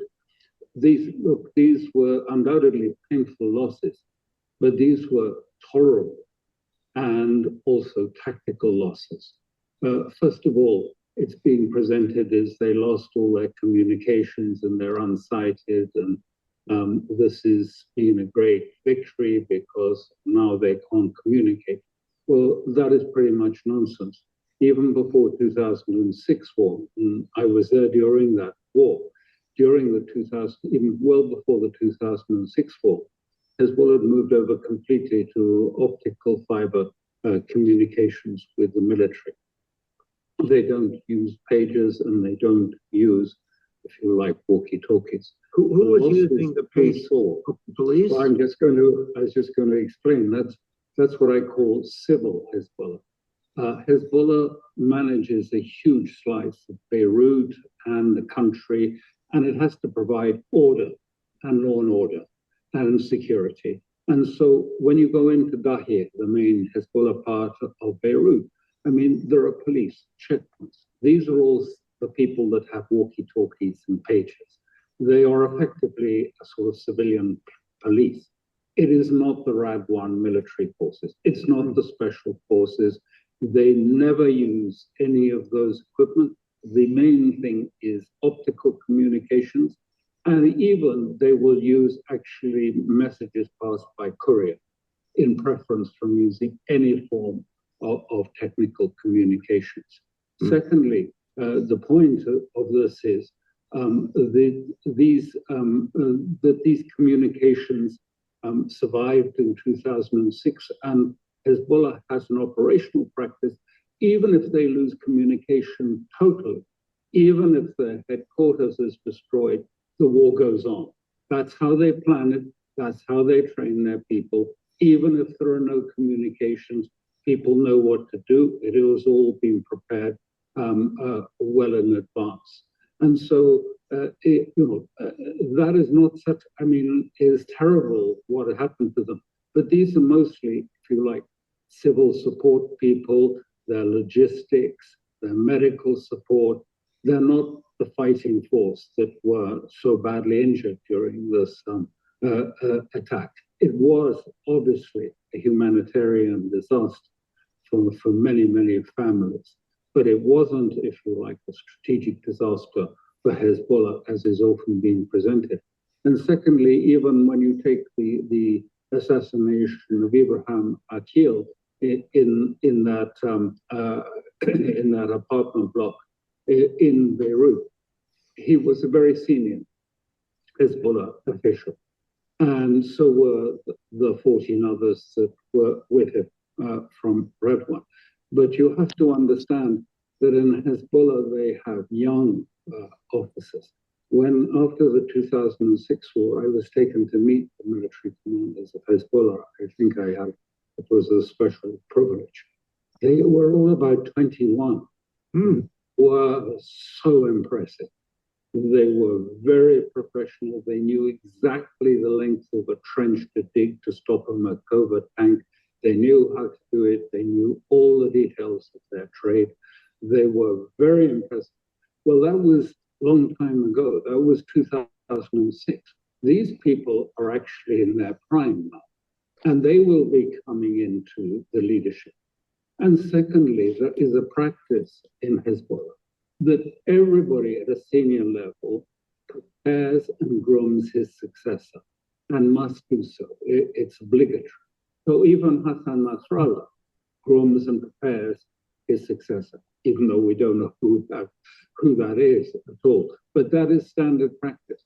So it's just, like a slot. The people who've been prepared, who will be younger, they won't be in their 60s or 70s, like the older cadre who've just been sadly killed. But, these are going to be young, fresh, quite, forceful young men who know their job and have been doing it for a long time. So it wasn't really such a strategic, if you like, loss. Now, what Israel is betting on very much is that it's betting that by escalation, they can force Hezbollah either to withdraw or alternatively, rather like we have with Zelensky in Ukraine, they can force Hezbollah into an overreaction, which might bring in a bigger war, but bring in the Americans in support of that bigger war. But for the moment, they have bet on escalation dominance, escalating to de-escalate, first the pages, then the assassination of Akil, and then they're banking on what is termed intelligence and firepower to push Hezbollah into an agreement. But first of all, there was no agreement. Amos Hochstein was in Lebanon, but he was acting basically more for the Israelis than for the Americans. And it was a complete failure, the attempt to get some sort of diplomatic agreement. There isn't one. I mean, it's been talked about, but there was no agreement. Americans know that, the Americans know that, Israelis know that too. And so this is really what they are betting on, that they can push either Hamas, Hezbollah in, and to this extent, we're seeing this massive air attacks taking place in the south and in the Bekaa that you just spoke about. But really, what we're talking about is the ineffectiveness of air firepower in these circumstances when put against deep buried rockets and missile elements. In the beginning, in 23, Hezbollah was losing about 10 men a day. Now they're not really losing any. There were 2 Hezbollah that were supposed to be killed, but they're religious figures. They're nothing to do with Hezbollah per se. And most of these, sadly, will be civilian losses. They are heavily bombing the area. And although it's presented as being very clever intelligence and that they're knocking out missile launches, that too is pretty much bunker. Because what they do is basically they try and find launchers by filming the forest. Because this is mountain area, forest area, very difficult terrain, deep valleys, little nooks and crannies. So they film all of this, looking for movements, and then using artificial intelligence detection methodology to try and find where someone is moving. It's not done by spies or intelligence per se. It is done using AI again, to try and spot some sort of movement. And Hezbollah for years, since 2006, have been adept in putting up ghosts and fake missile launchers, fake men, moving them around, fooling the Israelis, who are basically bombing every spot in the forests, hills, and valleys where it thinks is possibly going to be a rocket launch. Amazon hates this, but there's nothing they can do to stop it. There's a new electric lighter out there, and it's got the firepower of a milk. You mentioned Amos Hochstein. He's the American negotiator born in Israel and a former member of the IDF. Do the Americans and the other nations involved in the Lebanese negotiation with Hochstein and the Gaza negotiation with Bill Burns now recognize and acknowledge that Netanyahu was never serious in either negotiation? You know, it's difficult to know how much State Department, because originally Hochstein worked from the State Department and had some staff there. All those staff were completely removed. He was involved with the demarcation of oil reserves and things initially. And after that, all those people who knew Lebanon and who were experienced were removed from the State Department. And then he was moved into the White House. So there's just him and the secretary operating out of the White House. So how much real communication, how much teamwork there is, I mean, is really unclear. It seems more that he was operating pretty much on his own, and he was operating much more, I think, as an auxiliary of Netanyahu and the cabinet there than he was of the United States. I mean, to a certain extent, there will have been, but much more it was passing messages from Israel to Lebanon than it was really looking for a serious settlement. I mean, there was no real deal there at all. And that's probably prompted if you like, Netanyahu to seek this escalation, to de-escalate, push Netanyahu, or if they can't push Netanyahu into an agreement, escalate the war even further so that perhaps it would become a wider war, and then the United States would feel obliged to enter it. But Hezbollah has escalated too, just to be clear, because one of the things we're facing again is Israel has put another complete blackout notice on everything, no filming, no news, no reporting at all from anywhere north of Haifa. That's in the center, really, on the coast of Israel. No news is allowed to be presented. And so, but you do get some, because some of the Israelis in the settlements are sending videos, and it's quite clear there's major destruction. In Haifa itself, major port, there was, Hezbollah has reported an attack on an airbase in the north.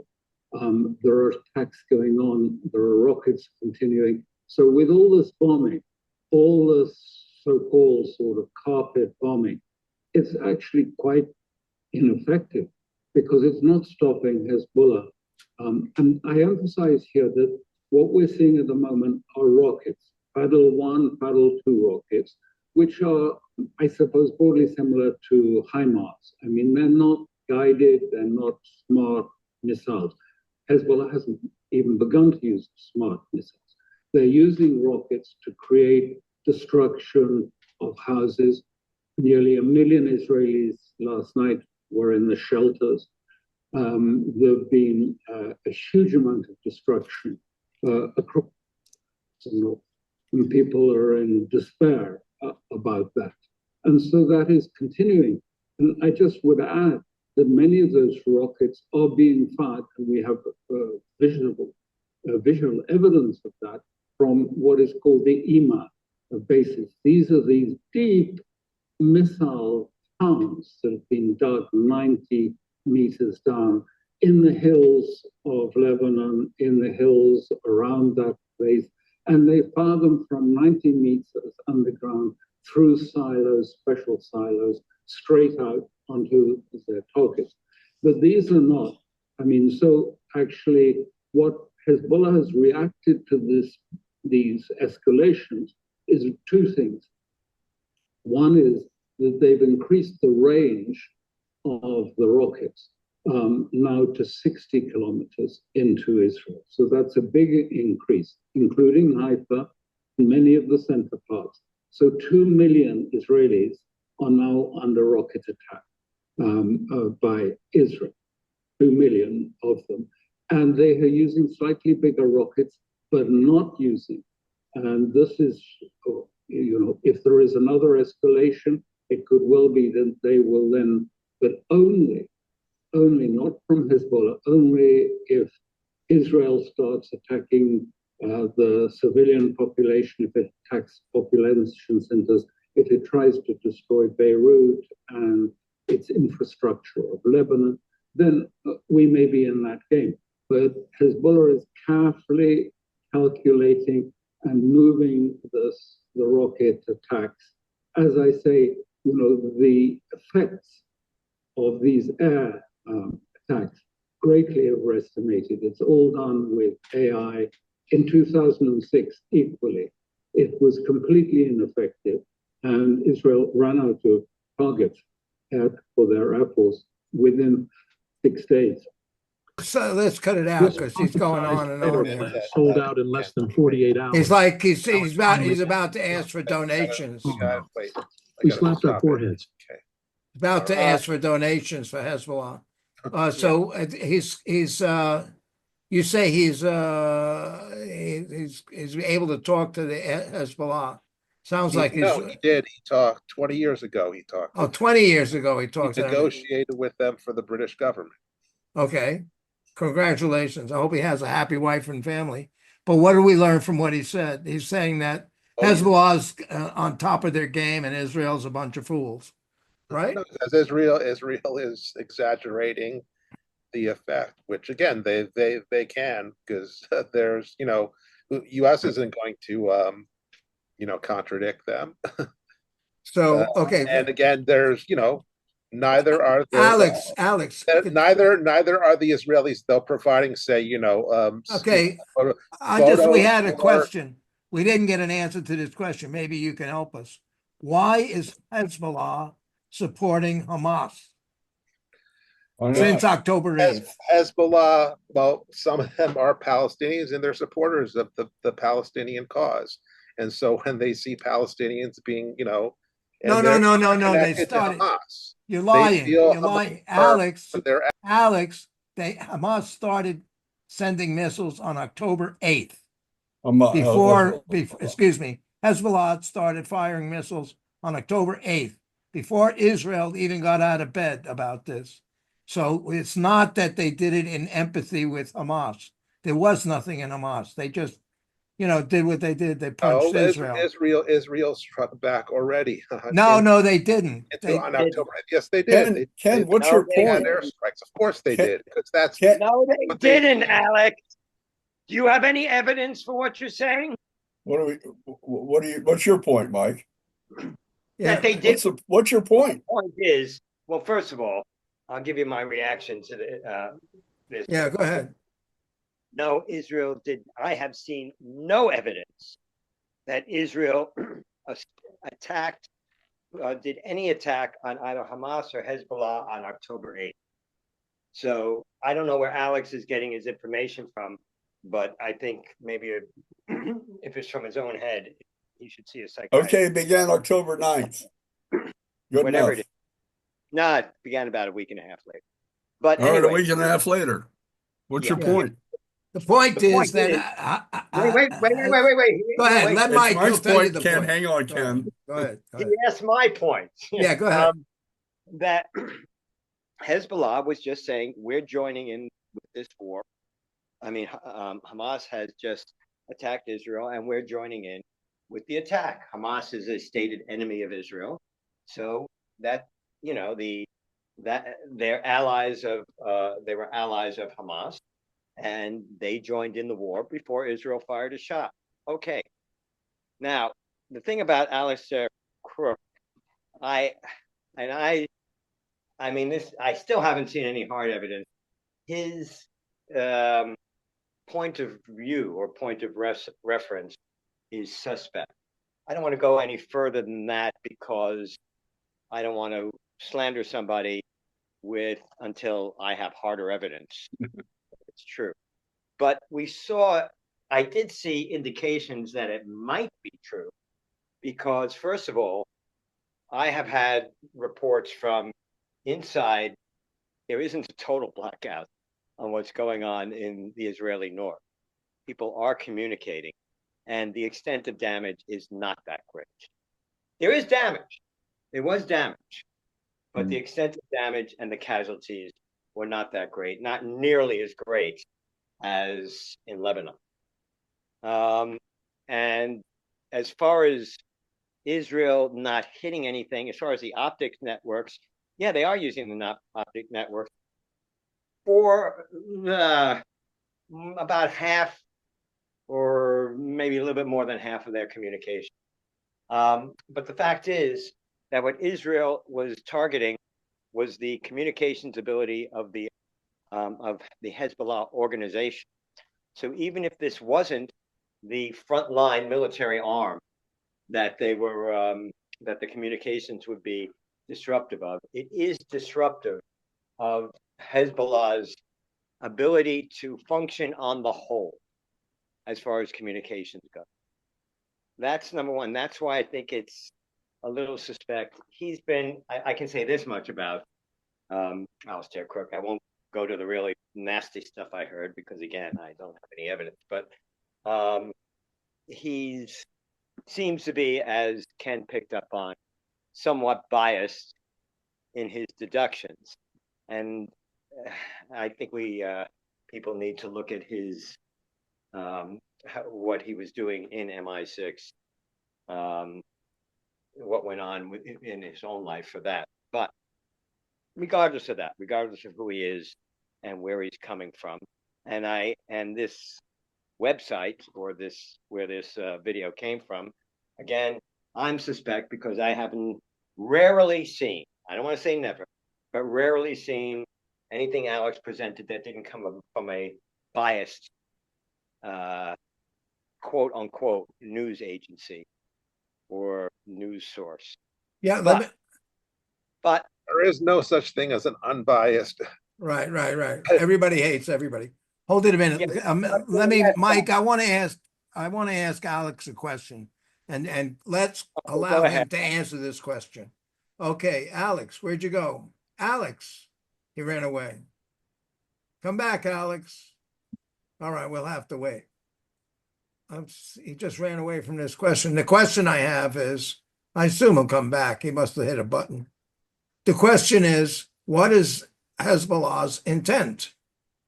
Gaza, Hamas's intent is to eliminate Israel. Some people say it's to eliminate Jews around the world, but they definitely want to eliminate Israel, get Israel out of there or dead.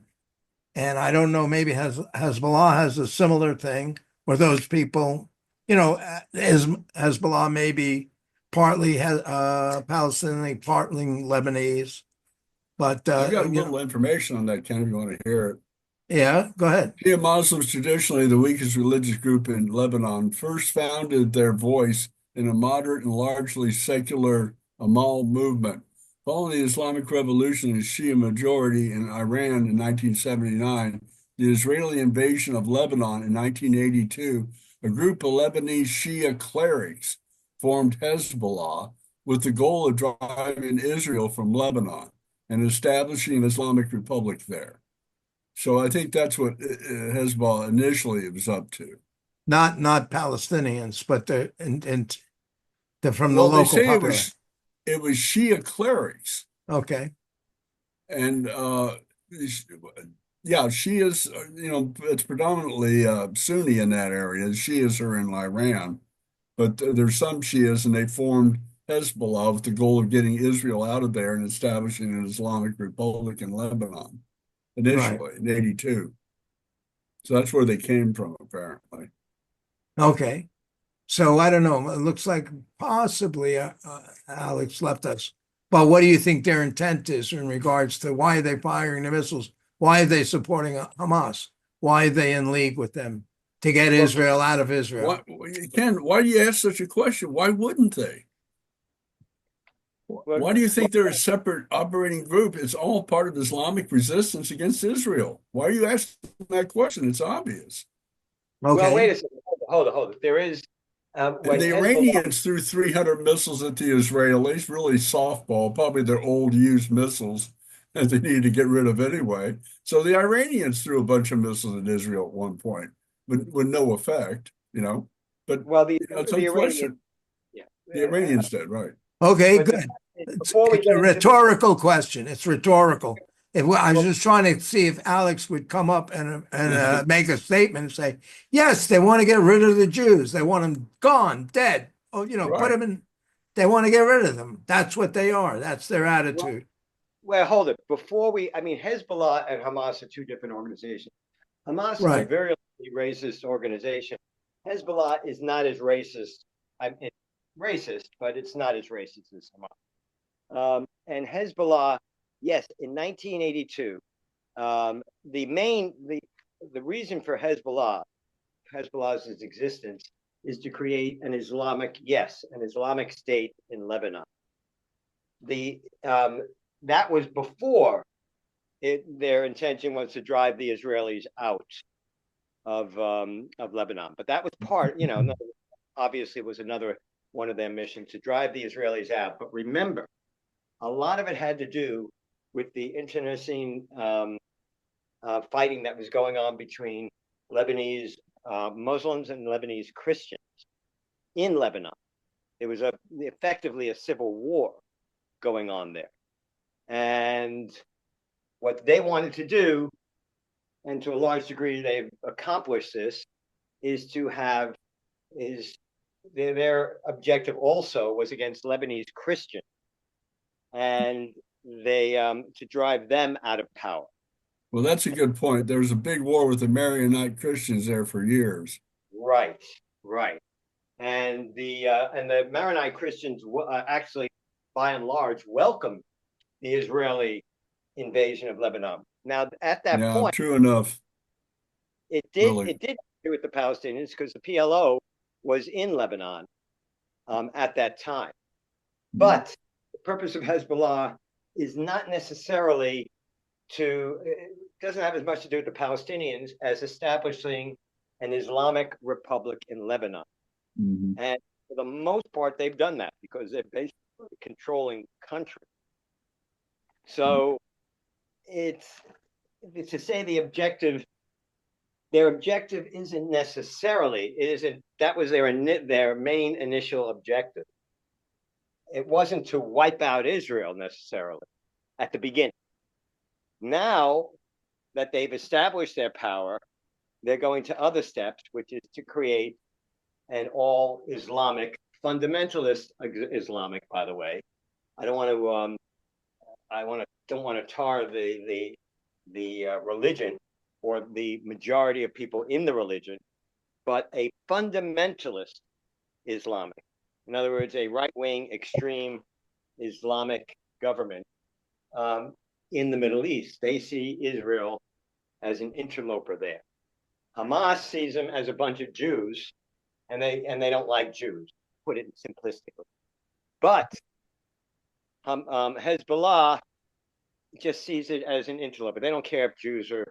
Hezbollah doesn't seem to care, although they have engaged in anti-Semitic actions internationally. But for the most part, they don't care if the Jews are elsewhere. They just don't want them in the Middle East. And they don't want Christians in the Middle East either. So that's part of the greater Islamic Reich, if you want to call it that. I can use a Nazi term.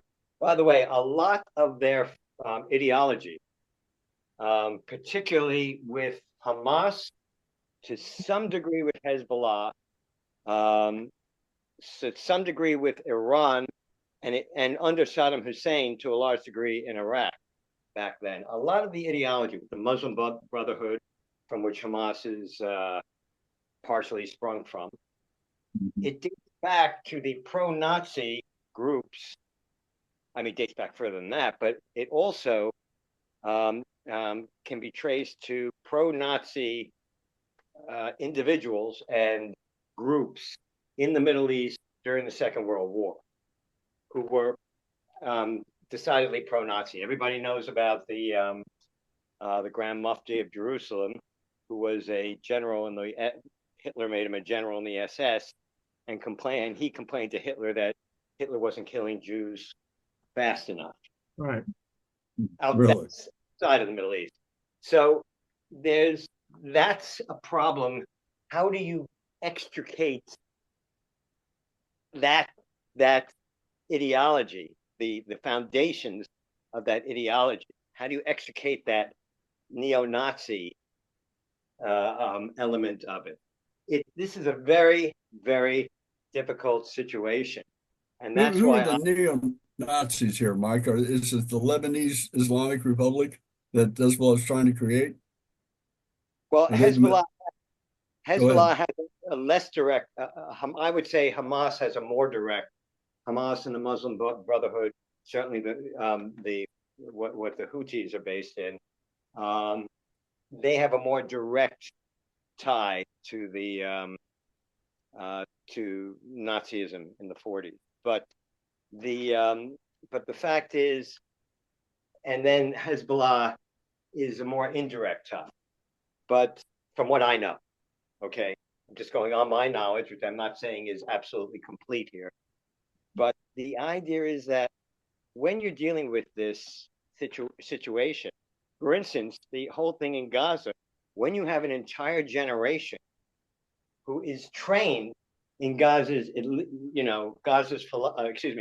philosophy, back in other words, in 2006, when they took over the government and they took over the educational system, basically, then you have these people who are trained in that.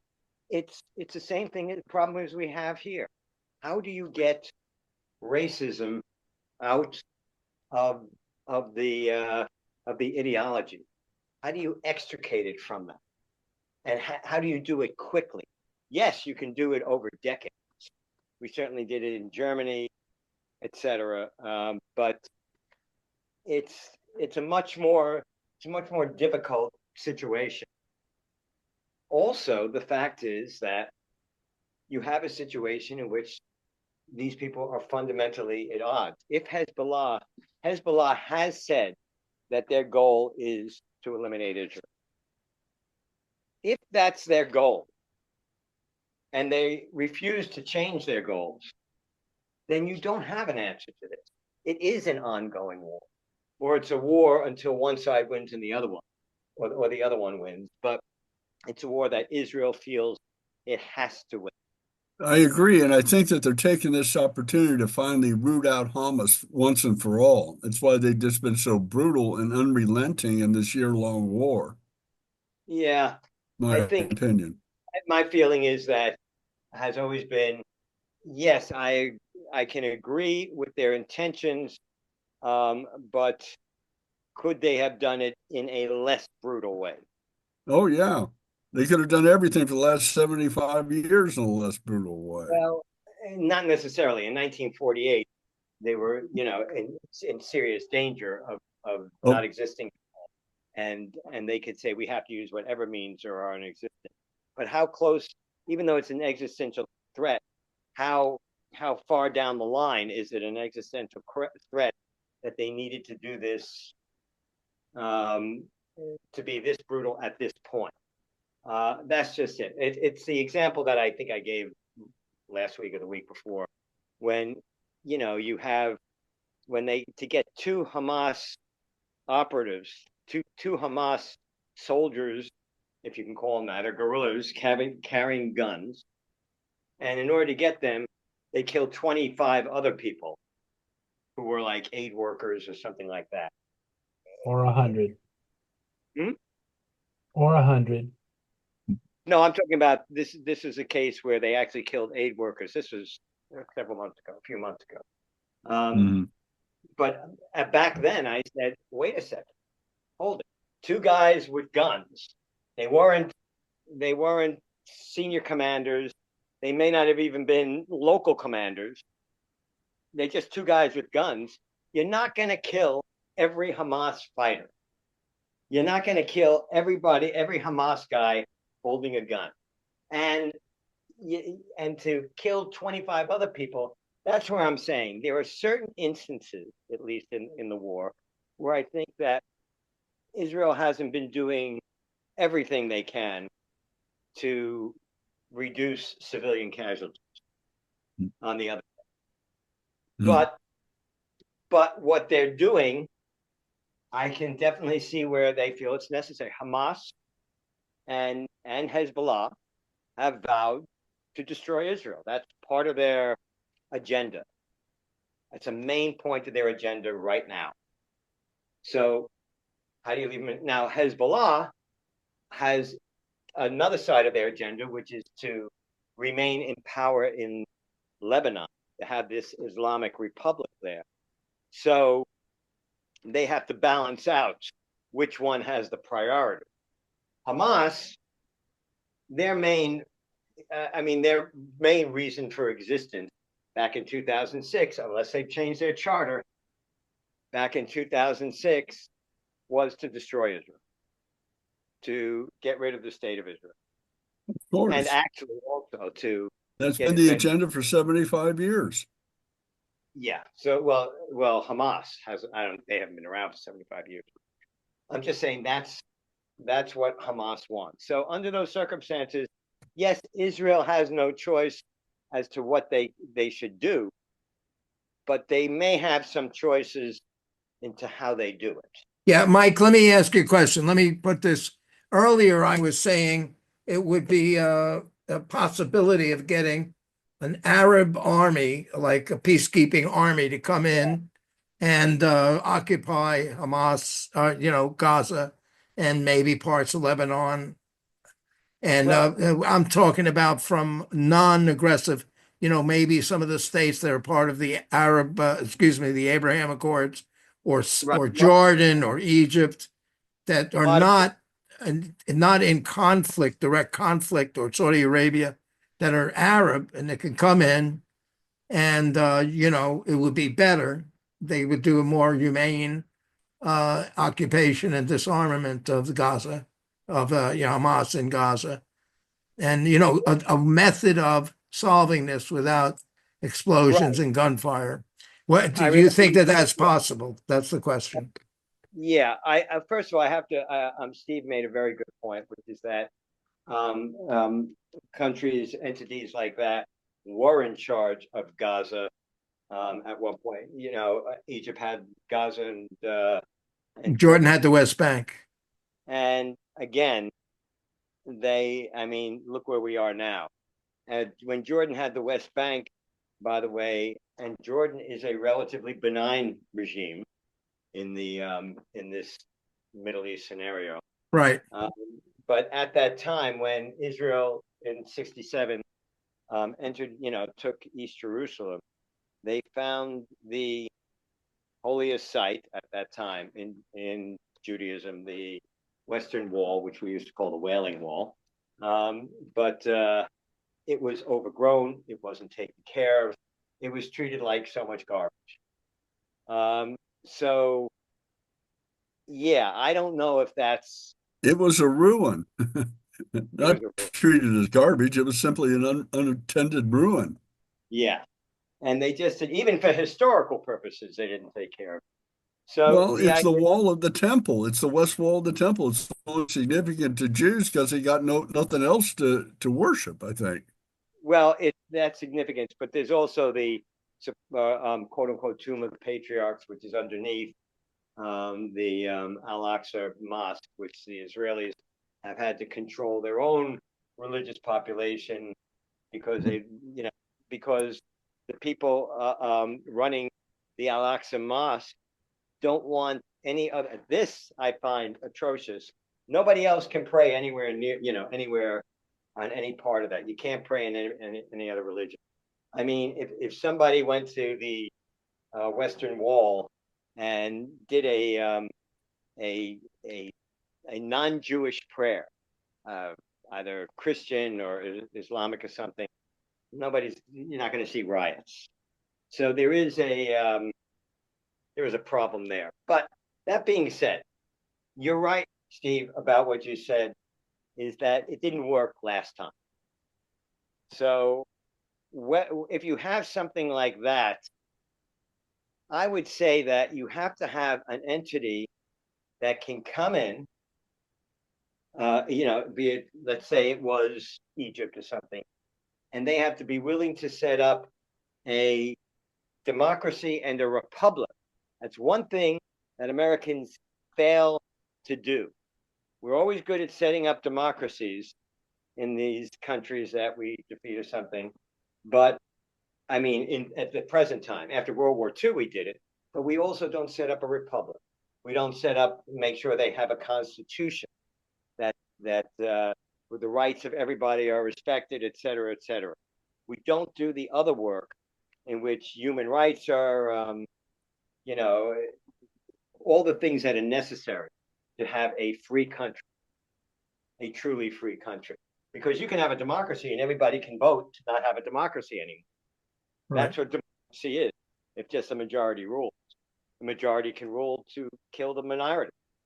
You have to have a republic. That's an extreme scenario. So you think just in a dream and maybe in a fantasy movie or something, there is a possible that there's a responsible entity like Egypt or Saudi Arabia or someplace. If they could come up, and you'd have to have a country come in that has the ability to do that, the ability, the desire, and the experience in their own country of doing it, and they set it up, and then they have to pull out when that government is operating. And you can have buffer zones and everything like that. Is it possible? Yeah. I don't see anybody on the horizon that's willing to do it. Okay. All right. The only reason, I was mentioning this earlier, Mike, to Ken, the only reason the Gaza Strip exists is because it was occupied by Egyptian armor in 1948. And the only I heard, reason the West Bank exists was it's occupied by Jordanian and Iraqi armor. So the Israelis went around taking all the rest of the territory, but they avoided the hard targets. They didn't want to have to tangle with armor. I don't until think they were 50 prepared to. until 56 to a degree, but then in 67 they were prepared to. So Oh, they were real prepared in 67. right. So the idea is, yeah. But the fact is, you're right, Steve, that it just that was tried. It didn't work.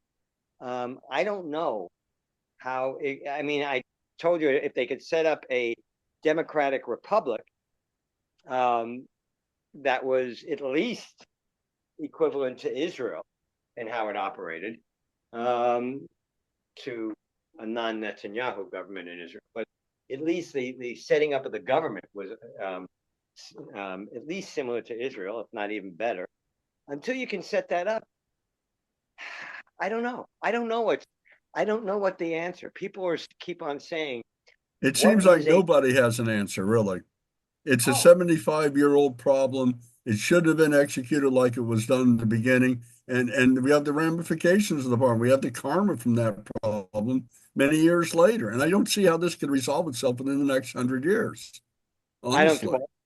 And it's certainly not going to resolve itself within the next 100 months. So, right. And the idea is, so let's say if Hamas is removed, Hamas is gone.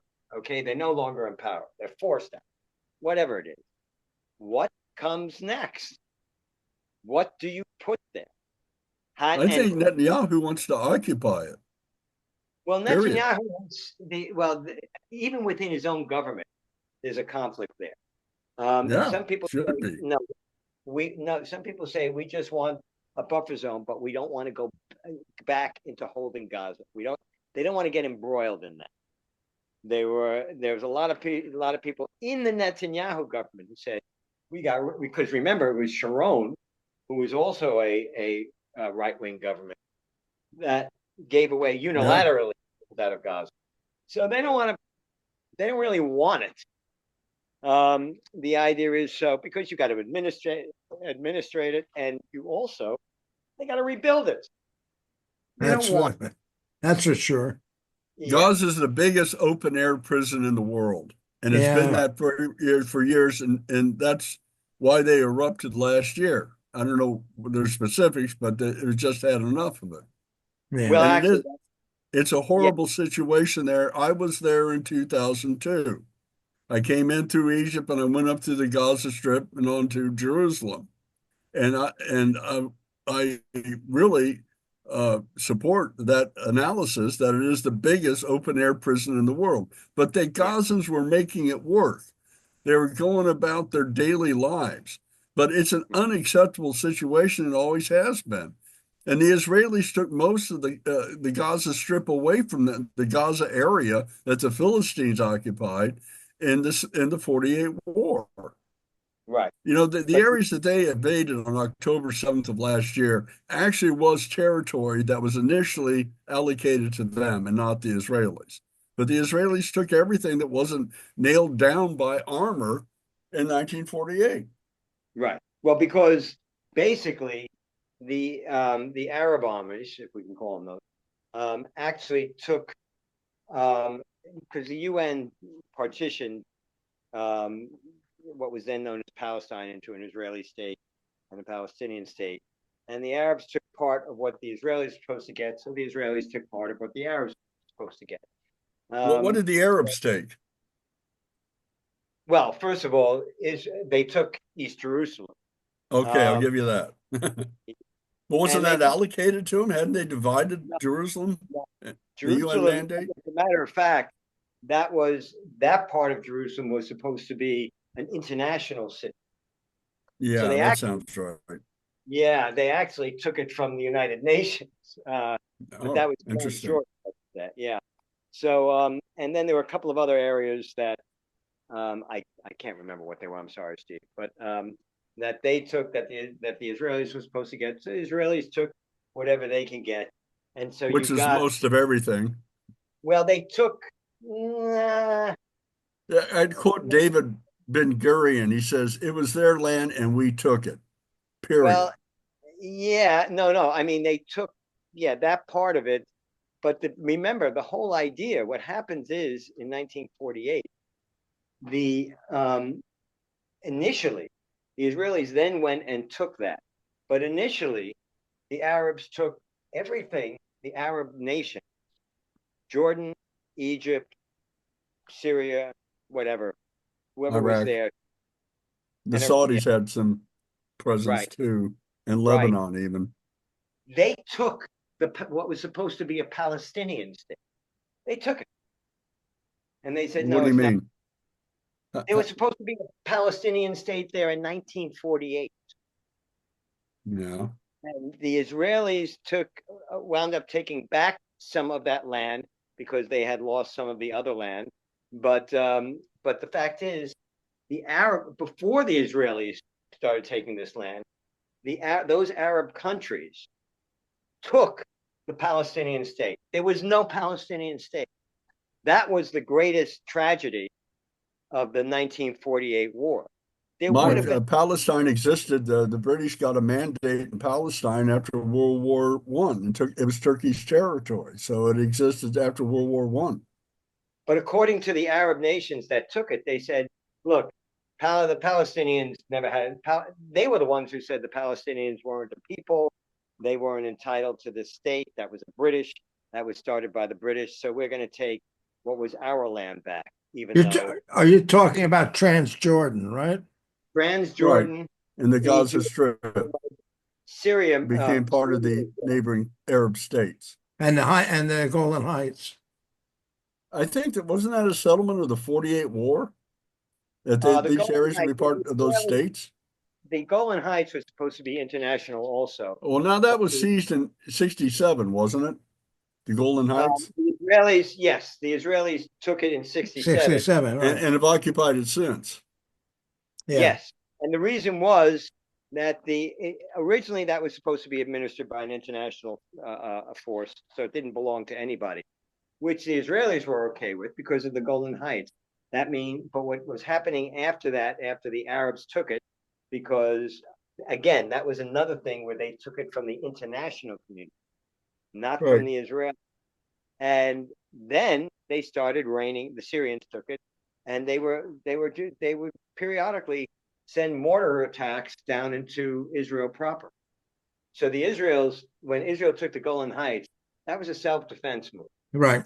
Indeed. But it was the high ground. They needed to take it. That's understood. Agreed. So Transjordan was a failure of Jordan to establish a Palestinian nation that was friendly with Israel.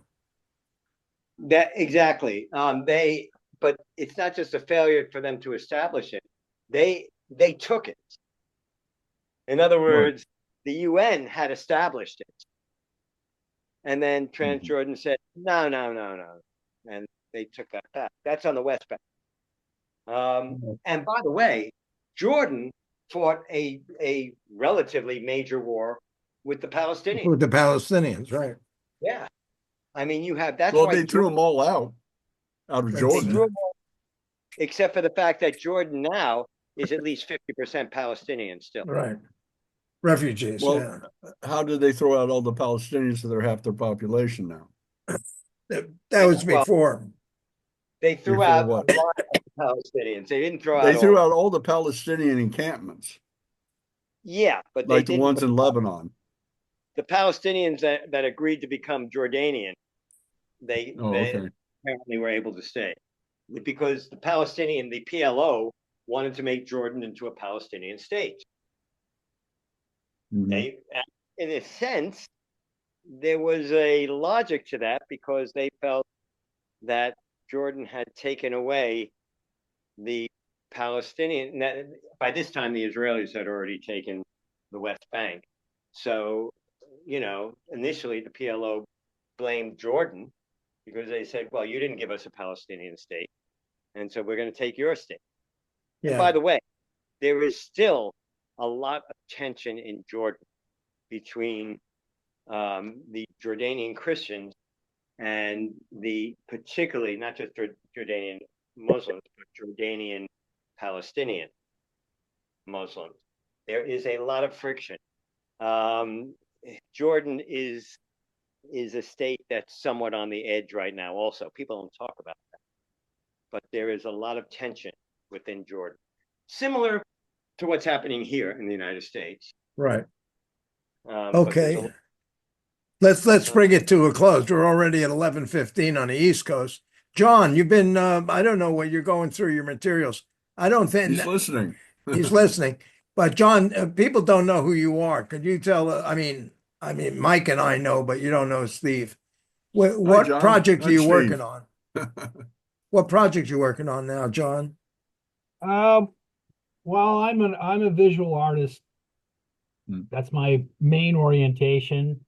I met some of the people here, Jim Dingaman and others, through the Pacifica struggle in the early part of the century, and have stayed in touch. And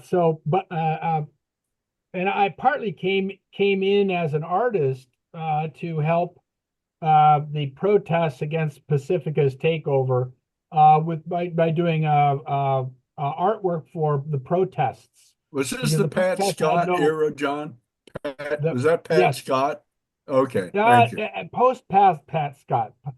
Mary Frances Berry was the president of the head of the chair of the national board at the time.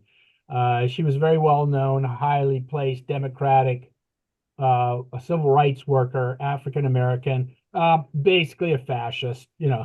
Unfortunately, as far as we were concerned, very high-handed, very anti-democratic. So that was. Is she as bad as that black Nazi down in North Carolina that wants to become governor?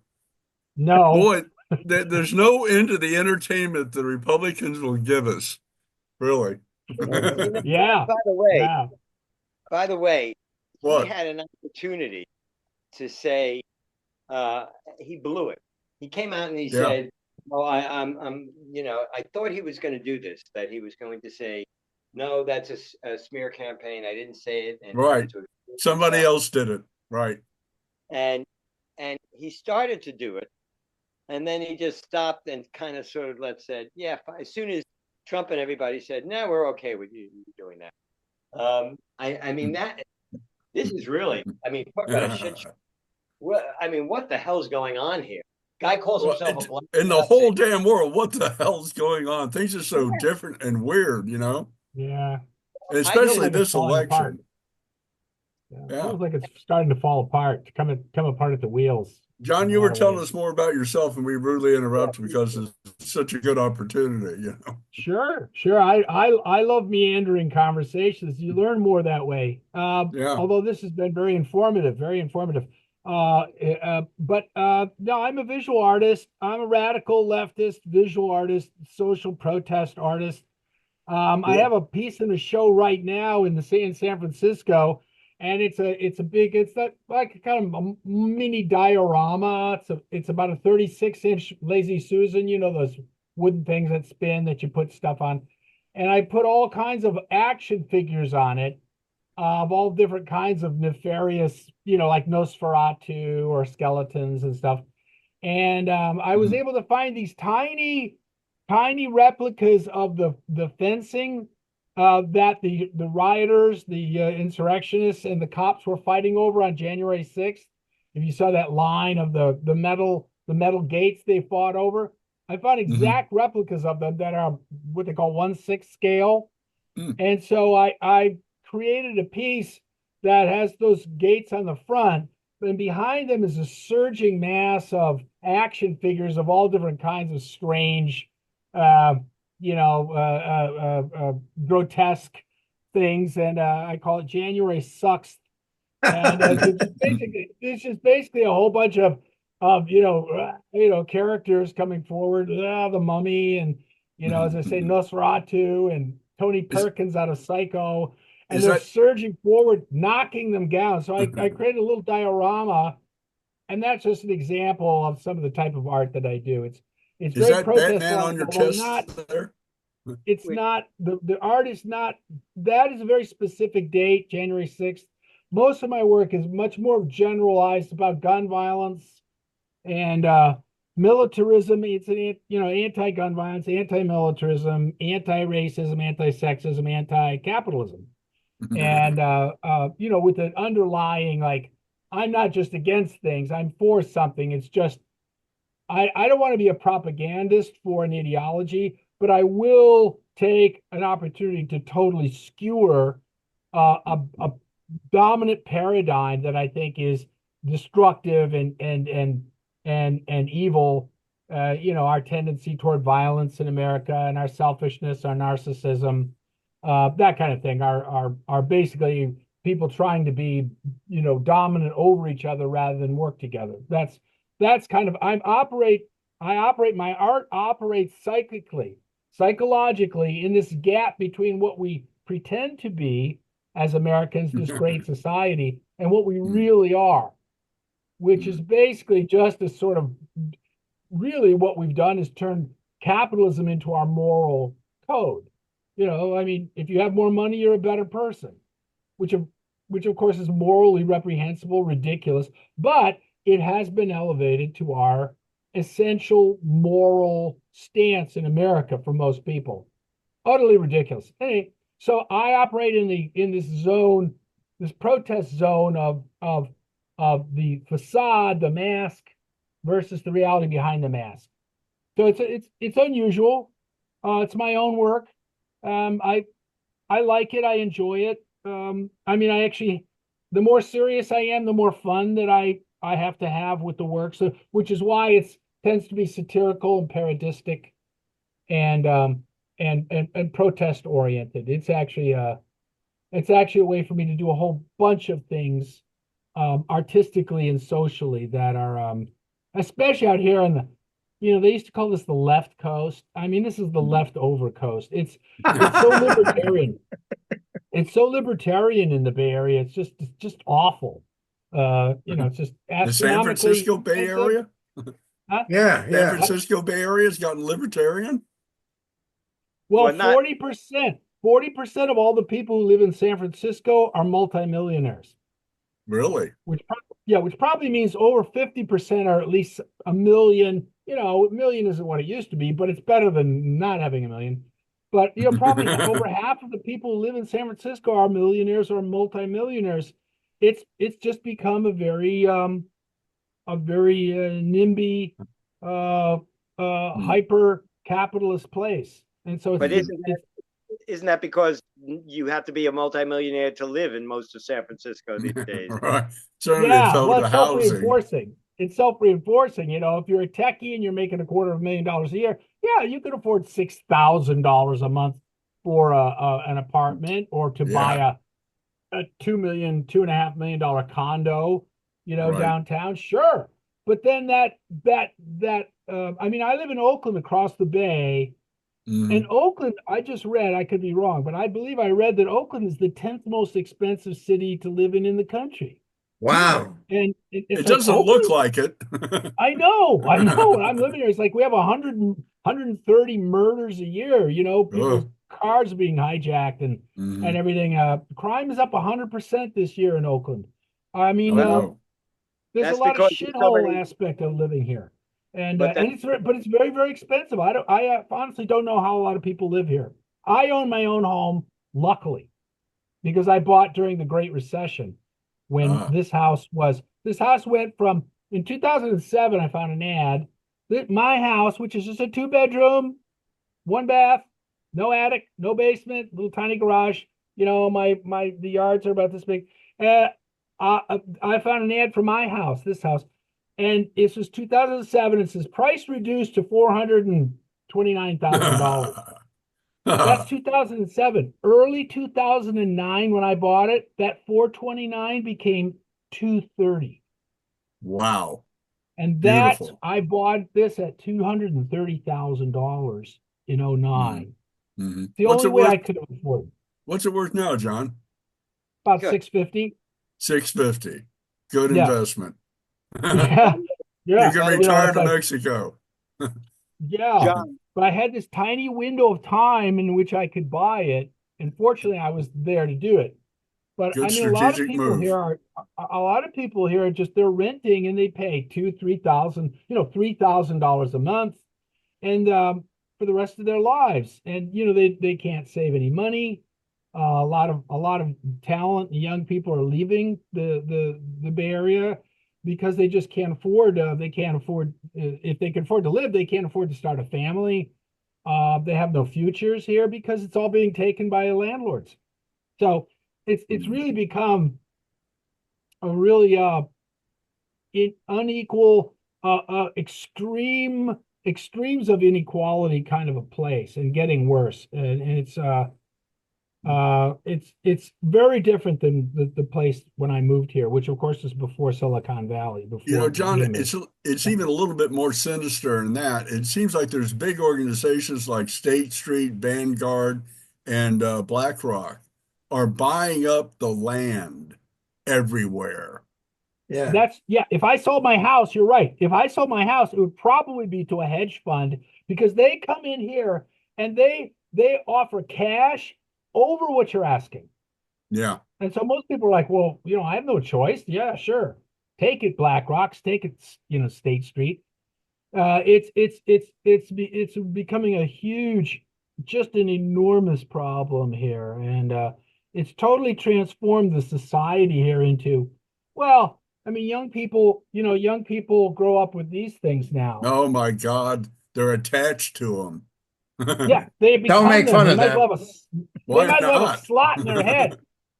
Well, Yeah. and they get these things when they're in the developmental phase, so they bond with the technology in this Yeah. way that it's developmental. It's more than addictive. It's developmental. The kids are these cell phones. The cell phones are the children. And Well, the generational gap here is you almost can't even talk to kids. I mean, they really are. They're like another species. I feel Yeah. like I'm just a dinosaur. Well, let me ask you. I spent about six wait, months wait, up hey, there hey, in hey. Oakland. Mike had something to say, Ken. Hang on. Please, What, Mike? Ken. Go ahead, Mike. First of all, I just 2 points. One, it just means that mankind is going to end not with a bang, but with a whimper, and will just be AI control. But I have to ask you a question, John. That's another issue. Is that artwork on your wall yours? Yes. I like the Thunderbird. From what I can see here, you're quite good. Yeah. Oh well, I'm pretty confident. Great Thunderbird. I'm not doing the 2D art anymore because not because I don't like painting. I love painting. But I had believe it or not, may sound strange, but in 2018, during the Stoneman High School massacre, that kid killed 17 people down in Florida. And the FBI didn't do anything, even though they knew he was dangerous, and the cops fled, just like Uvalde. I mean, I was so upset. And I was here working because I work from home. I'm a digital printmaker for artists. That's what I do for a living. Oh, cool. I was so upset at this. I had an epiphany. I had a waking vision, and it was very powerful to me, and it changed the whole course of my artwork into sculpture. But I had a waking vision.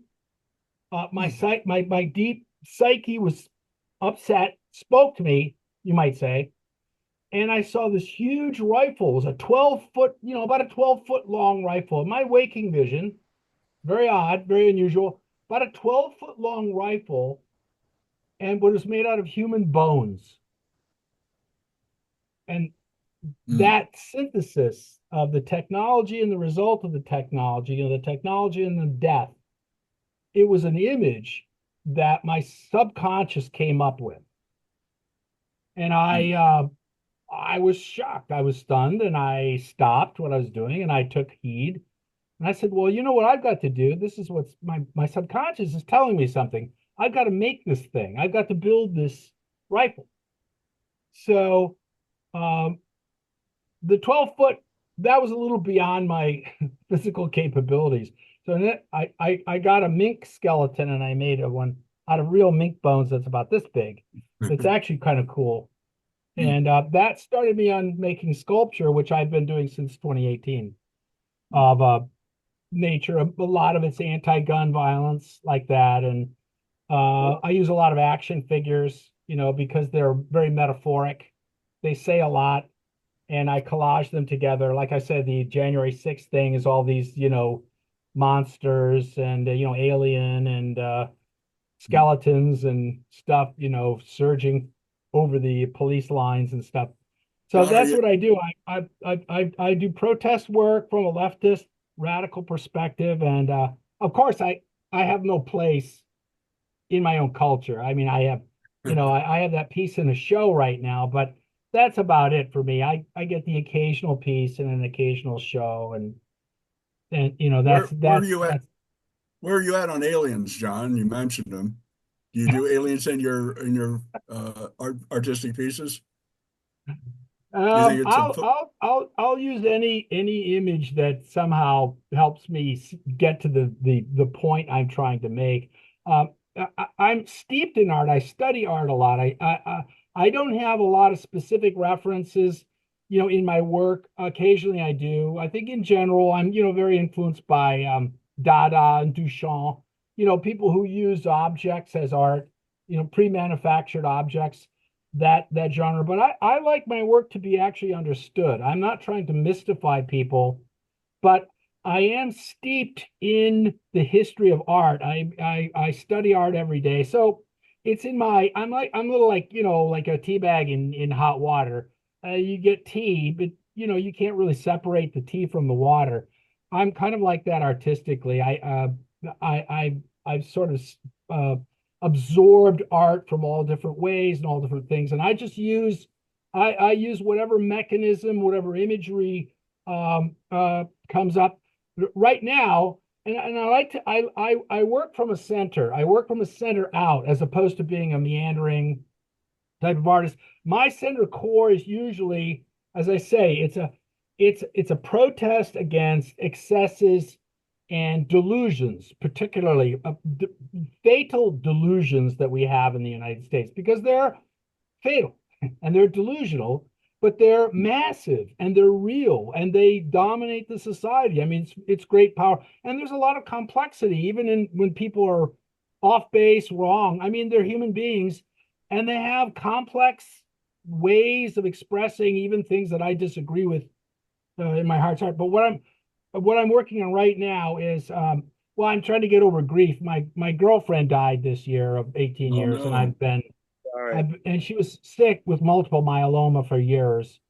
So I'm trying to get over being, basically just extremely depressed. And I'm trying just now, 7 months later, to pull myself out of it, start some new work.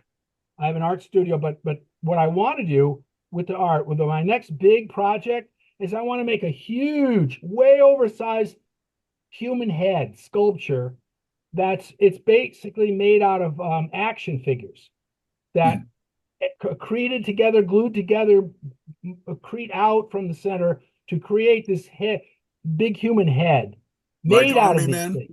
Model army man, just stuck like together to that. make a head shape. Yeah, Barbie, that sounds interesting. Joes.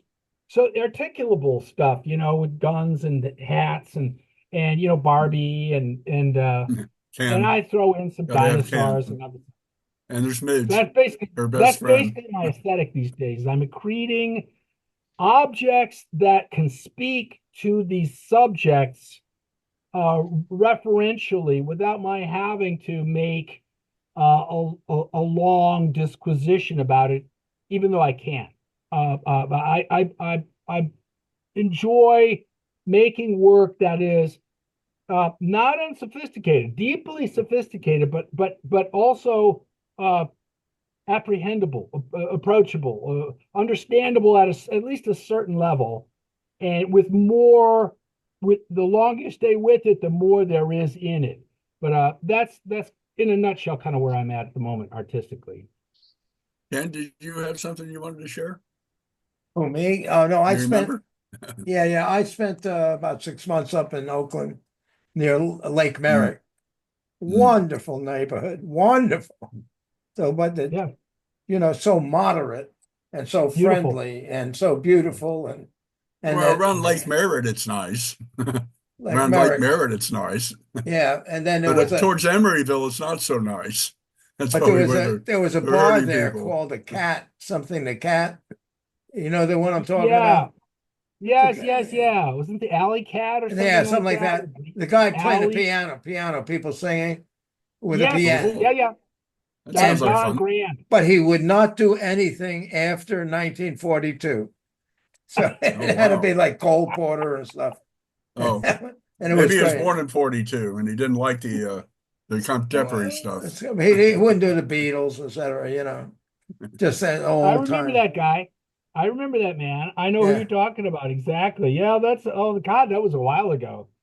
Yeah, weren't you up there? Doesn't your son live up in Oakland? No, A kid? I don't think so. No. I was doing a computer gig, but it was it was a moderate, it's a neighborhood, and the whole Oakland is built just the right scale for people. It's not enormous buildings, it's not rundown shacks, it's just No. moderate for moderate people. It's Yeah. not nobody's trying to impress anybody with look at me. Just great. It's really great. Right. Yeah. Where do you live? If What it part wasn't of so it? expensive, if it wasn't so expensive here, That's right. it's the best weather in North America, put it that way. Yeah. It's the best weather in North America is in Oakland, California. Yeah. And if you're talking about heating, Yeah. I would least say amount of heat, Victoria, least amount of heat if anywhere needed in the entire continent of North America is in Oakland. Because I mean, the Bay Area's got all these microclimates, and they're all a little Right. different, and Oakland's microclimate is distinct from San Francisco, and it's distinct from over the hills, and it's distinct from up north, and it's distinct from San Jose. It's really quite noticeable if you live here how Yeah. distinct the microclimates are. Yeah. But yeah, it's beautiful. It's a beautiful place, beautiful weather. We've just screwed it up real badly, and it's the contradictions of our own society that make it so difficult here. Why people are desperately poor, and of course, desperate people do desperate things, and it results in things like shootings and carjackings and burglaries. And a friend of mine was assaulted on the street the other day, and then a month later he hears this noise in his bedroom where he's sleeping, and somebody's cutting the screen to get into his bedroom while he's there. This is in downtown Oakland. It's like, whoa, I mean, it's some gnarly stuff goes on down here, Yeah. but it's also a beautiful place. Okay. All right. Let's call it.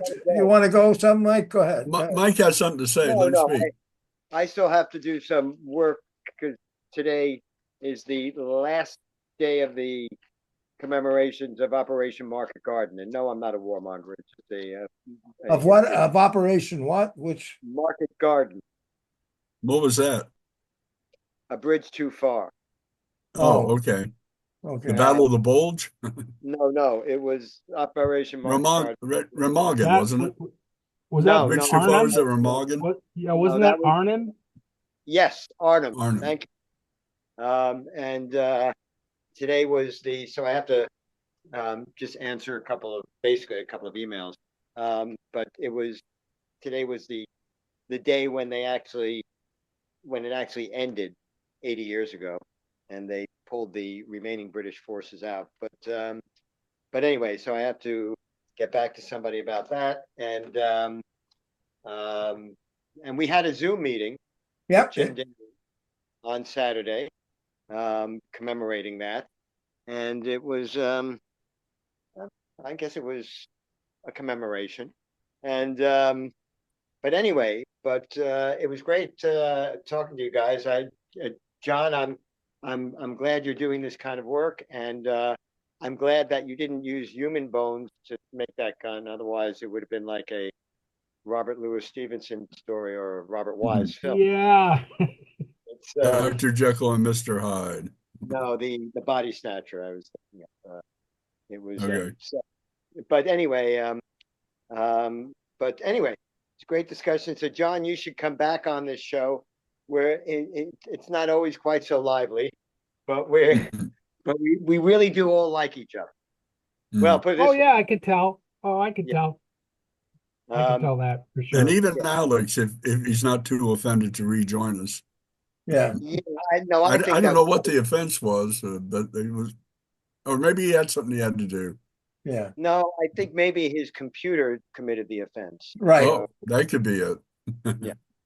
Yeah. All right, we'll see you all next week. Okay, then, huh? that's it, everybody. Adios, amigos. Cheers, Hasta folks. mañana. Bye. Hasta mañana.